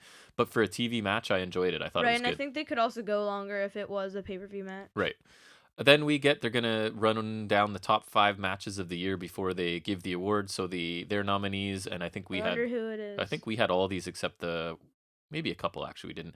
The 4-way 60-minute Iron match. We had that. We had Balor versus O'Reilly. We had Walter Dragunov. We had men's War Games. We didn't, but we had the women's in there. Yeah. Shirai Flair Ripley, which I had forgotten about pretty much entirely. I don't know how you can forget that. That's when Shirai won the belt. I know. I don't know. Who knows? I'm old. And then the winner they announced agreed with the FNS Wrestling Podcast. They obviously listened to it, I would assume, even though it probably wasn't out. Balor and O'Reilly from TakeOver 31 win, and we agree. And then they play highlights of the match and talk to Balor. Balor doesn't want the award, but he takes Kyle's and says he'll give it to him himself. So he leaves his award behind and takes Kyle's. As he leaves, he runs into Pete Dunne briefly backstage. I didn't make out what Dunne says, but Balor tells him to get in line. So it was clearly something about wanting the title. And I really like these brief backstage encounters where there's no interviewer. It feels more realistic, right? Like, one guy's done his segment, the other guy's going to start his, and they briefly just pass backstage. Like, that would happen in the hallway, right? So I kind of like that, those little interactions, right? It seems more natural where Dunne's just like something about taking that title away and Balor's telling him to get in line. So it's just a tiny little planting a seed for something that could come later, right? So I thought that was cool. Mm-hmm. We then get Thatcher He tells us about Fight Pit, and Ciampa says it sounds like fun. Thatcher says that whatever happens in the pit, you keep fighting, and Ciampa is entering his world. So we're kind of excited. We like the Fight Pit. It's just something a little bit different, I don't remember too much about the first one other than like the Kurt Angle ref and the platform thing, because I did watch the clip. I think this is probably in my I didn't watch NXT because it was mostly bad period. Right. No, I thought it was interesting, right? It's just something cool. different. Yeah. So I'm just excited to be able to actually watch one. And we like both of these guys, so we're optimistic that this will be interesting. Yeah. Back from the commercial now, and Balor is in the ring with O'Reilly's award, sort of lying on the canvas. He talks and says that he and O'Reilly had the match of the year, and Kyle proved to everyone that he belongs in the ring with Finn Balor, and Kyle deserves this. Undisputed Era music interrupts this sentence, and he invites Kyle to come down, and Kyle agrees and enters the ring. Finn tells Kyle to take his award and that Balor doesn't need it because he has the belt and steel plates in his jaw to remind him of that match, which I thought was cool, right? He doesn't need another reminder of the match. He's got steel plates in his jaw from it. And the title, to be fair. And the belt, yeah. Kyle says it's proof that he belongs at the top of NXT, but he won't carry it around everywhere.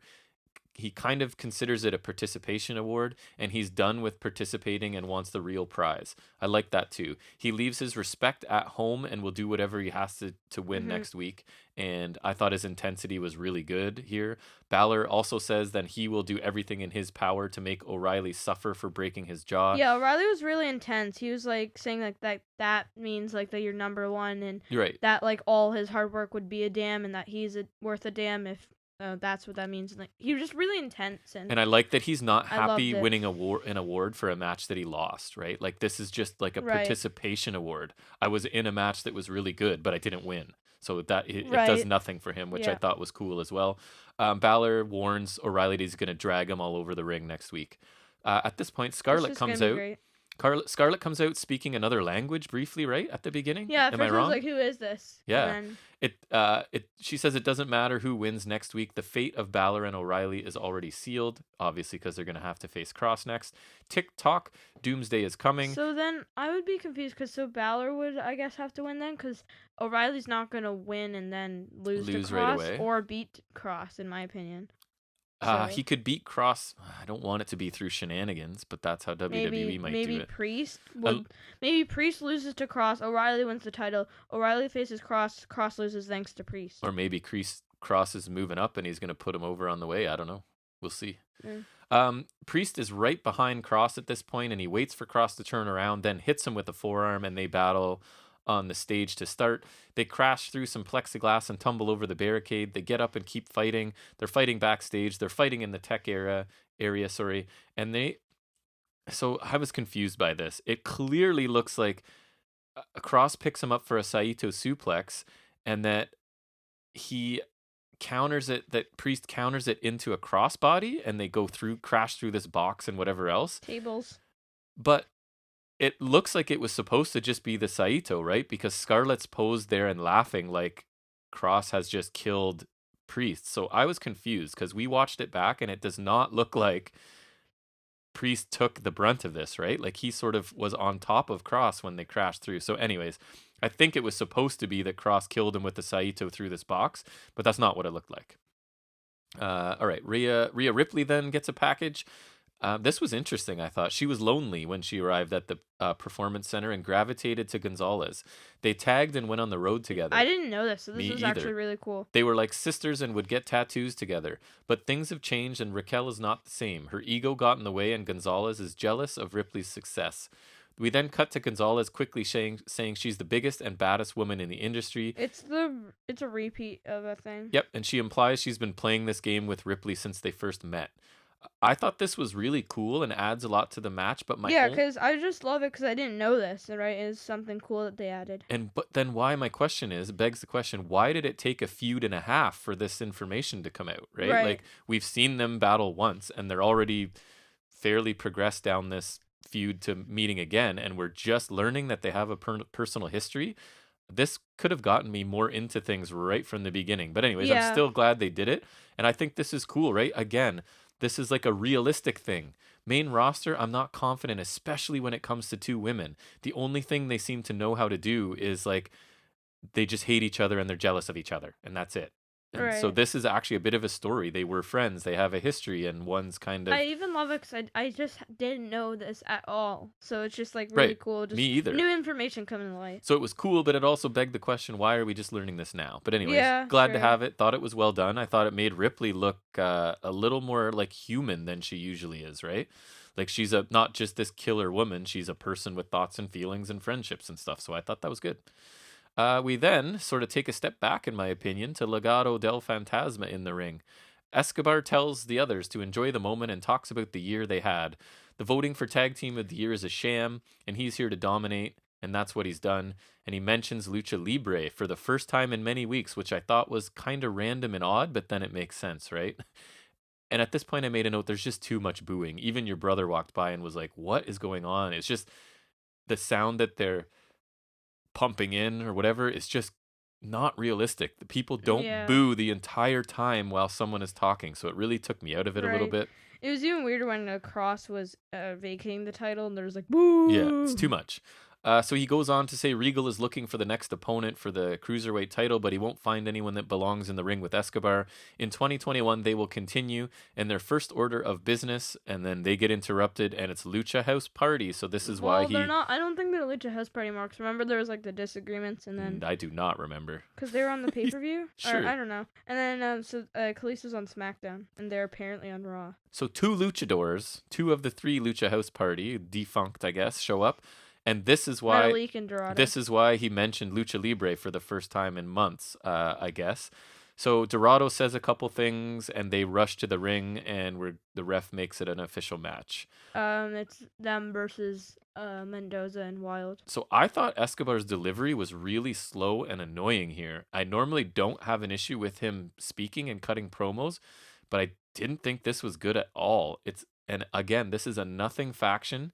And apparently we're about to get further evidence. They used to be like somewhat cool, and now they're just like... We started out really liking them, and they just never did anything ever, right? Yeah. So we just sort of are like, why? Why do we care? So we don't anymore. So we get Lince Dorado and Gran Metalik against Legado del Fantasma.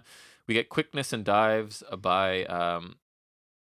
the luchadors, I was going to say Lucha House Party, and the heels are down outside. Head scissor takedown and a tilt-a-will slam by Metalik. Springboard moonsault by Dorado. Running corner clotheslines by the heels to Dorado as Legado isolate and double team him. Crossbody by Dorado and he tags out. Sling blade and a missile drop kick by Metalik. Faces double team Mendoza ending in a splash by Dorado for 2. Hurricane Rana off the apron by Metalik to Wilde. We get a top rope elbow drop by Metalik for the win. Okay. I was sad because he didn't use the Metalik driver. Yeah, I know. So what did you think of the match? It was fine. That's pretty much how I felt too. It was nothing. Like, I like Metalik. He's cool, and they do announce that he'll face Escobar next week, and it is apparently for the title. And I hope he wins because if you recall, he was the finalist in the Cruiserweight Classic against TJP, and he came up short. Right. So I think it'd be kind of cool for him to finally win the belt. And he is credible, and he's a good in-ring worker, so I think he could really benefit the division. And I want it off Escobar so that he can get out of this division. And Metalik hasn't done anything since the Cruiserweight Classic, so it'd benefit him and the division, in my opinion. I didn't think this was anything special. I find it a bit frustrating that this heel faction can't even get a win against a visiting enhancement team, basically. Wilde and Mendoza, no offense, have been reduced to pretty much beyond salvageable, in my opinion. How are we ever... Mendoza was a jobber before this, so I don't even And I thought this was his chance to not be one, right? But it hasn't. I agree. So how are we ever going to take them seriously after the way they've been presented in the last however many months, right? I don't know if I can. This felt like a main roster lower mid-card TV match. It wasn't bad, but it wasn't compelling either. There were some cool moves, but I have zero reason to care about either of these two teams, and I didn't. Yeah. So back to more awards, and it's Future Star of the Year. Austin Theory wins.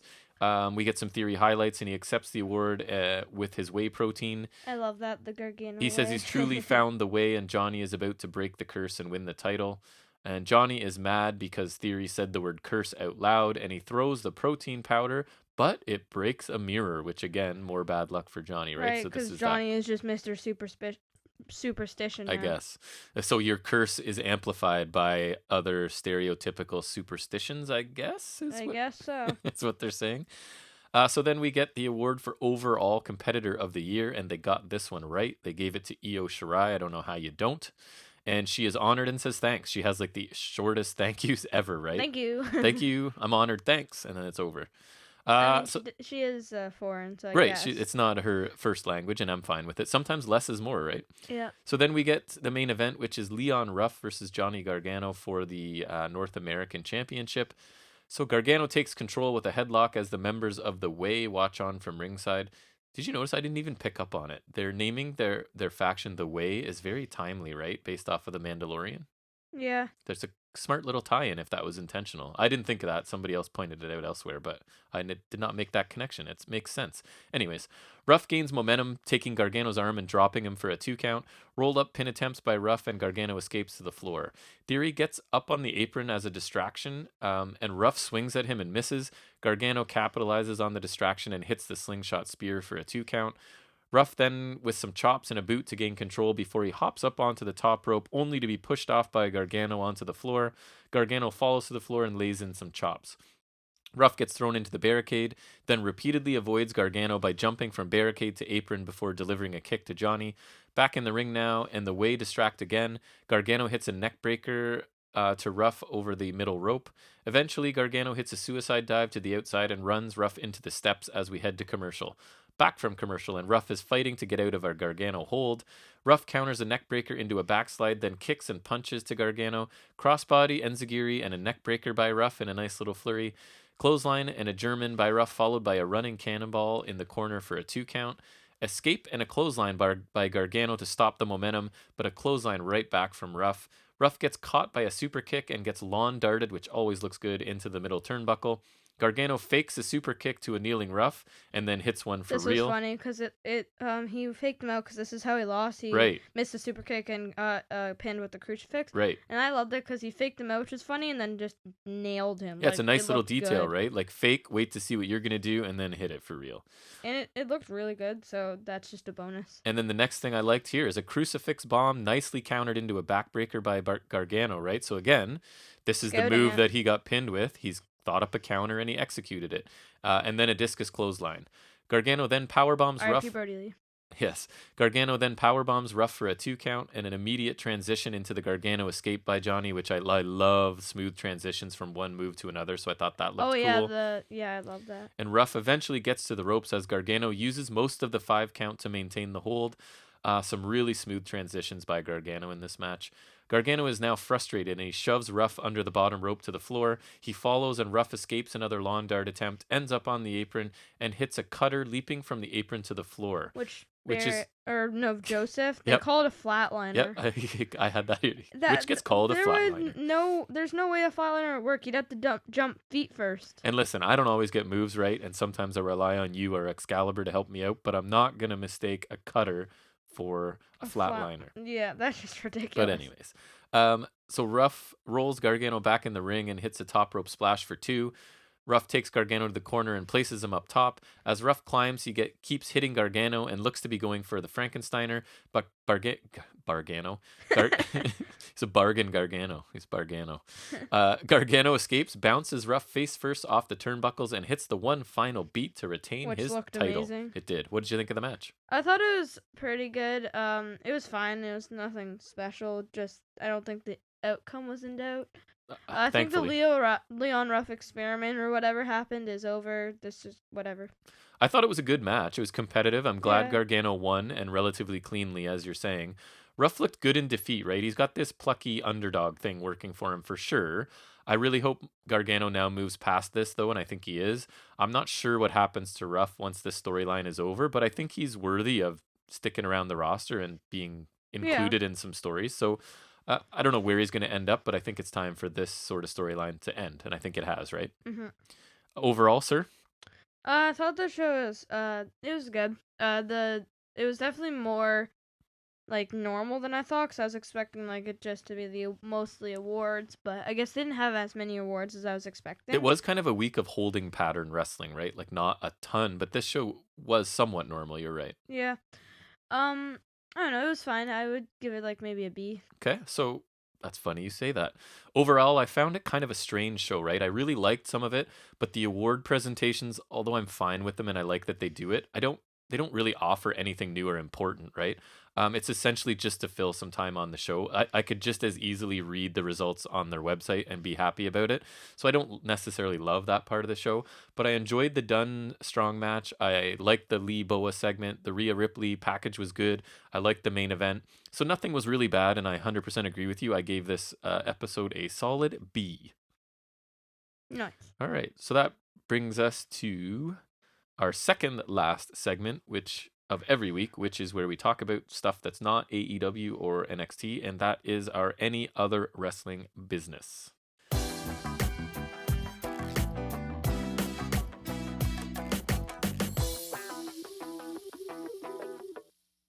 Do you have anything in it? I have a few things. Why don't you start out with one while I you make have this any? note? I just have my usual, so you go ahead.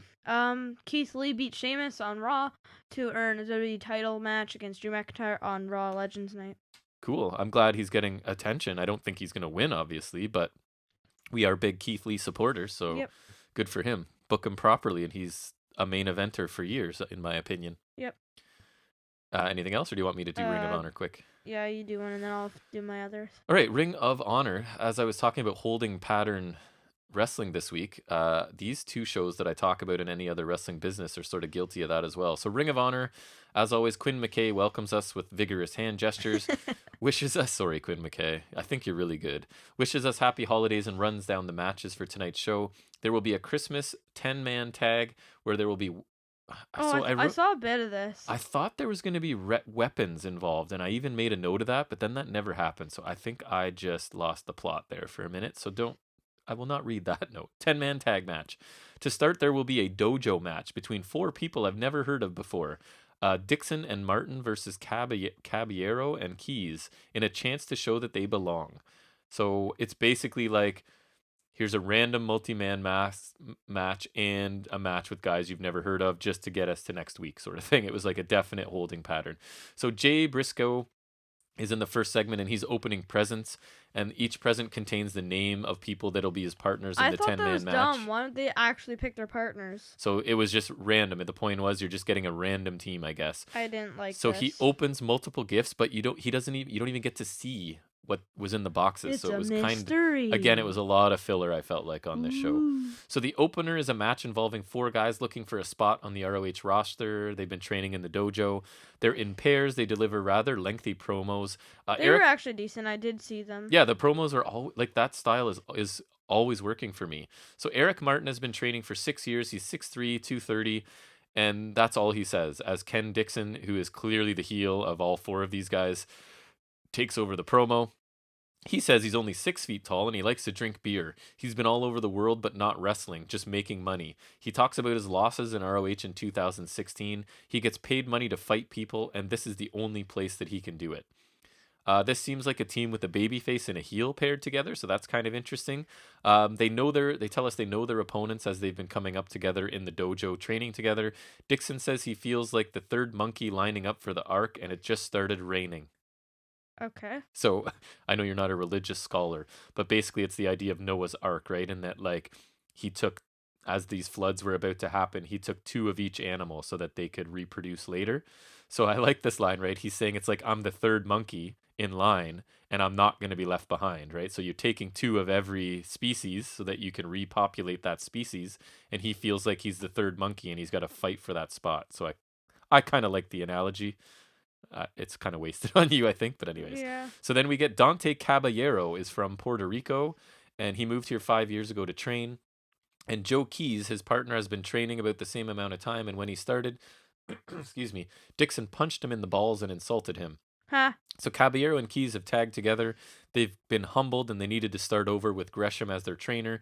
Pure Wrestling Training is leading them to this important match tonight to move beyond ring crew and into part of being the roster. So it's like these guys are basically young boys and are setting up the ring and stuff, and they're competing for sort of a spot. So I like this. I've literally never heard of any of these 4, but I'm interested to see the match. The brief promos built decent stakes. The winner moves up a spot on the roster and can gain some respect and stop being part of the setup crew. So a bunch of wrestling students getting their shot on TV. I love new talent, so I'm fine with this, but it's clearly just a filler or holding pattern match after a pay-per-view, right? Because they just came off a pay-per-view, so this is sort of the recovery episode, I guess. So then we do, in fact, get the match where it's Eric Martin and Ken Dixon versus Dante Caballero and Joe Keys. All four wrestle in plain black trunks with silver trim, like young boys in Japan, right? They have not earned a spot where they get to choose their own ring attire and flashy wardrobe, so they're all in the same trunks. Mm-hmm. The match is pure style, and this is how they've trained in the dojo, so lots of holds and reversals to start. We're told that Dixon... Is it like an official pure match or just like the style? No, they're just sort of using that style because that's what they've learned a lot. We're told that Dixon, of the four, rejects the pure wrestling training, and he likes to use aggression and physicality. There are some really slow, sloppy-looking parts to this match near the beginning. Clearly, guys still in training. Selling wasn't great. There's awkward sort of waiting for a move spots. The grappling didn't even look super clean. It started to look better once the grappling ended and they get to more standard pro wrestling. I thought it moved a lot better and looked a little better. The finish comes when Joe Keys puts Dixon in the original walls of Jericho, and Dixon taps What do you mean, like the Lion Tamer? Yes. Like the Lion Tamer where you sort of have your knee in his back and it's a little higher of a bend. It looked really good. So Dixon taps while Caballero stops Martin from making the save. This match was the tale of two halves for me. The first half was really boring and was designed to show us the pure style wrestling these guys are learning in the dojo, but it looked really rehearsed, slow, and exactly like a bunch of trainees doing a routine they've practiced a bunch before going on TV. Then in the second half, it started to pick up when they did more traditional pro wrestling moves, and I enjoyed it much more at that point. I thought Caballero and Dixon showed some personality. After the match, Riccaboni implies that Keys and Caballero may be a tag team on the main roster going forward. So, okay match. Roster? That sounds like you're talking about WWE. Yeah, kind of. First half of it was kind of lame. Second half was okay, but overall nothing great. We then get Mark Briscoe as it's his turn. He's on the opposite team from Jay, so now it's his turn to open his presence. So are they splitting their team? For this match they are. I don't know if they are permanently, but again, they seem to be, right? Because was it Mark was wrestling with PCO? Or I get them confused. One of them was PCO and one of them had a singles. Didn't want to... Right. So I think Jay Briscoe's the one who won the title, right? I think so, yes. So I assume it's him who's not teaming. I think so. PCO. So Mark takes his turn opening gifts to find the names of his partners, and we again use the term gifts very loosely. Yes, we don't get to see what's going on, so it's kind of a waste. He complains that Jay got to choose his team and his gifts first, and these segments are again clearly just filling time on a show where no storylines will be developed or furthered. So Brian Johnson, who you kind of enjoyed the brief bit you saw, just the miserable sack that he is, right? Yeah. So he's on commentary for this match, and he gives Riccaboni and Coleman gifts that are T-shirts with Bozo 1 and Bozo 2 written on them in Sharpie, because I think calling people bozos is part of Johnson's gimmick. So he's doing his miserable routine here. That I enjoy him.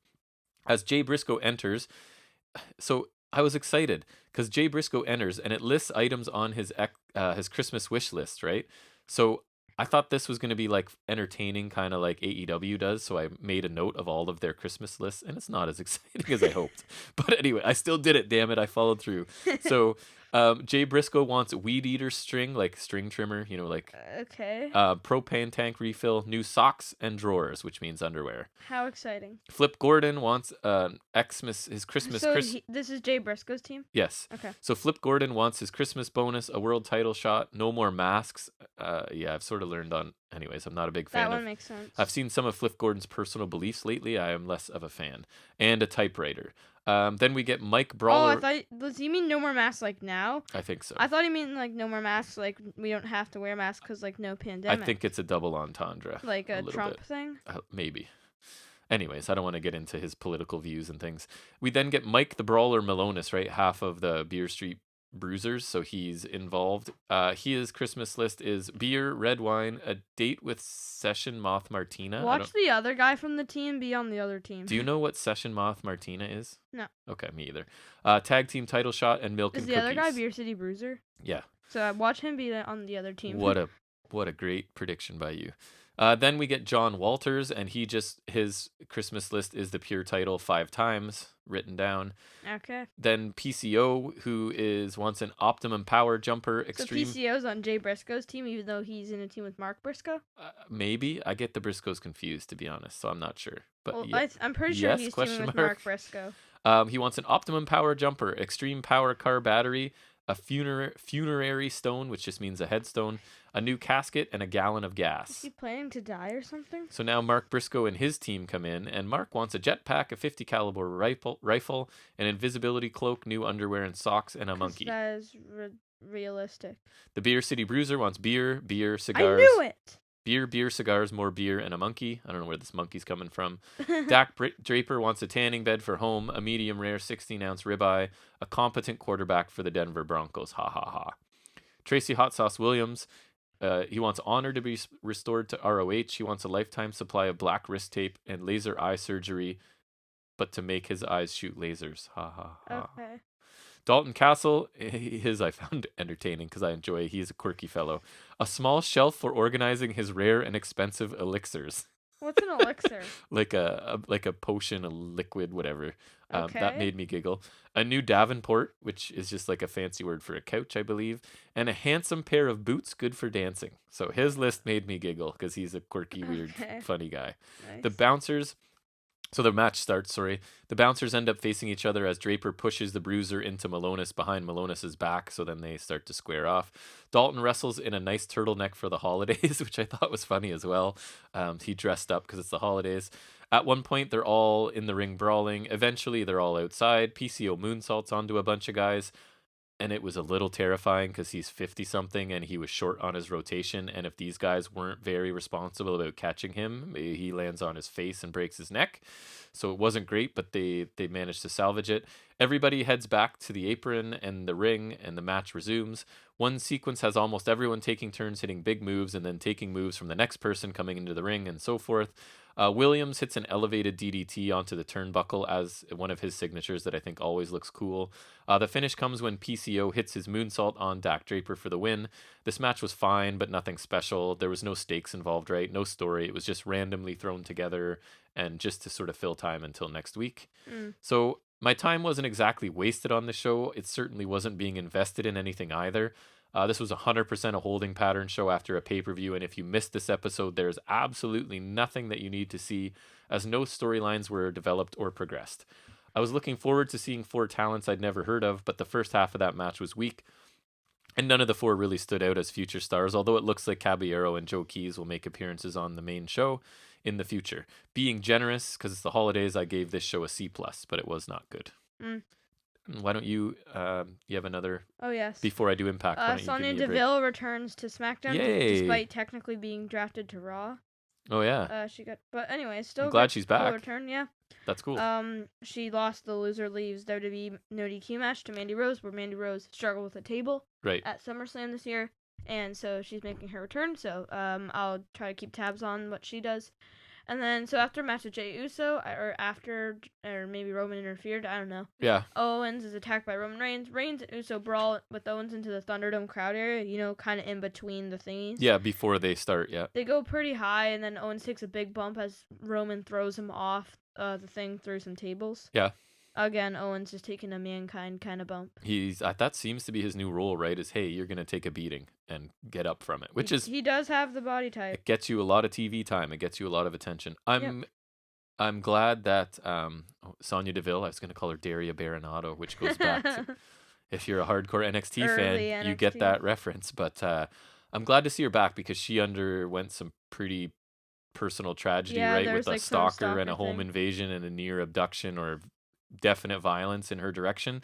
So hopefully that's all past, and that because I thought she was just starting to be really, really interesting. And I think she's a future star, right? Actually, it might have been Way. He chose her as like the breakout star because he thought that before she left, she was just like poised to be fantastic sort of thing. Yeah. I don't necessarily disagree with him. I think she has a really cool look. She's getting really good in the ring. Decent I'm style hopeful. too. Yeah, I'm hopeful that she gets a push when she comes back. Same. All right, so Impact Wrestling this week. It's the Yeah, it's the second half of the Impact's Best of 2020, which means a lot less work. What's better than one boring show of highlights? 4 hours. So this means a lot less work for me, which is great. I'll only summarize any new content and skip the matches since they're replays for me. I've seen them all. If you want to see them, go watch them on your own. I do not. So they start with a graphic as tribute to Jon Huber, aka Brodie Lee, to start the show, which was a classy move, and you kind of have to do it at this point, I think. Yep. Josh and Scott D'Amore are sitting in the same location they were last week in a holiday setting, sitting in chairs, hyping up Hard to Kill. Willie Mack tells us his New Year's resolution, so we get these sprinkled throughout the show. It's not very interesting. His New Year's resolution is to just keep going. Good one. Wow, amazing. Tasha Steelz wants the tag team titles and the money that comes with them. So this is like a turbo review. Purrazzo accepts Taya's challenge for a title match at Hard to Kill, so this was one of the things advancing. She will reveal her new masterpiece. Rich Swann wants to bring Impact to the highest level, and then we get a long, painful recap of his injury angle from this year that I thought was one of my worst angles, because him doing serious, sincere stuff, I just don't believe it for a second. I don't know what it is. Maybe it's just me. Jordan Grace is going to stop replying to so many people on Twitter is her New Year's resolution. That's probably a pretty good one. Also, that was true. That was another, I might have been way again. Somebody on that podcast talked about her being most improved, which is a really good idea as well that I didn't think of. So she's definitely a lot better. Anyways, I digress. Josh and D'Amore talk about the Omega angle and how much attention it got. Johnny Swinger wishes Bill Watts a happy new year, right? Because he's trapped in the past, and he's wishing Bill Watts, an old school booker, a happy new year. Oh, I was going to say, who's Bill Watts? So here's the storyline you've been waiting for, Jackson. AC Romero goes up to Crazy Steve, who might have heard or smelled something at the wedding because he's legally blind and the shooting happened in the dark. You could smell a gunshot. Something. Crazy Steve takes far too long. This was bad, and I feel bad because I generally like Crazy Steve and I want to be nice to him. He takes far too long to tell us that he indeed heard something, but it was on the groom's side. He tells Romero to go ask Swinger. No, we've already dealt with Swinger. We're going back to, even though I like Swinger, like, make this stop. This, I don't understand why this is still happening. So then, just because I'm already angry, they go to a full-on Wrestle House recap. No joke. Scott D'Amore refers to it as critically acclaimed hit, Wrestle House. I need to see your sources. I need to see your references on this. I don't believe what critics acclaimed this, and were they immediately stripped of their critic status? I don't know. So anyways, that's what he said. Brian Myers does not make resolutions because he is always his best self. They announced their match of the year before they show it to end the episode, and their match of the year was the Slammiversary 5-way elimination match for the vacant Impact Wrestling Championship between Eddie Edwards, Eric Young, Rich Swann, oh my goodness, Ace Austin. I gapped on his first name, and Trey Miguel. So that was their match of the year. Did you already say Eric Young? Eric Young, Ace Austin, and Trey Miguel. Okay. So Edwards, Young, Swann, Austin, Trey. So again, I'm not rating this show because it wasn't a real show. We learned that Purrazzo accepted Taya's challenge, and that's really about it.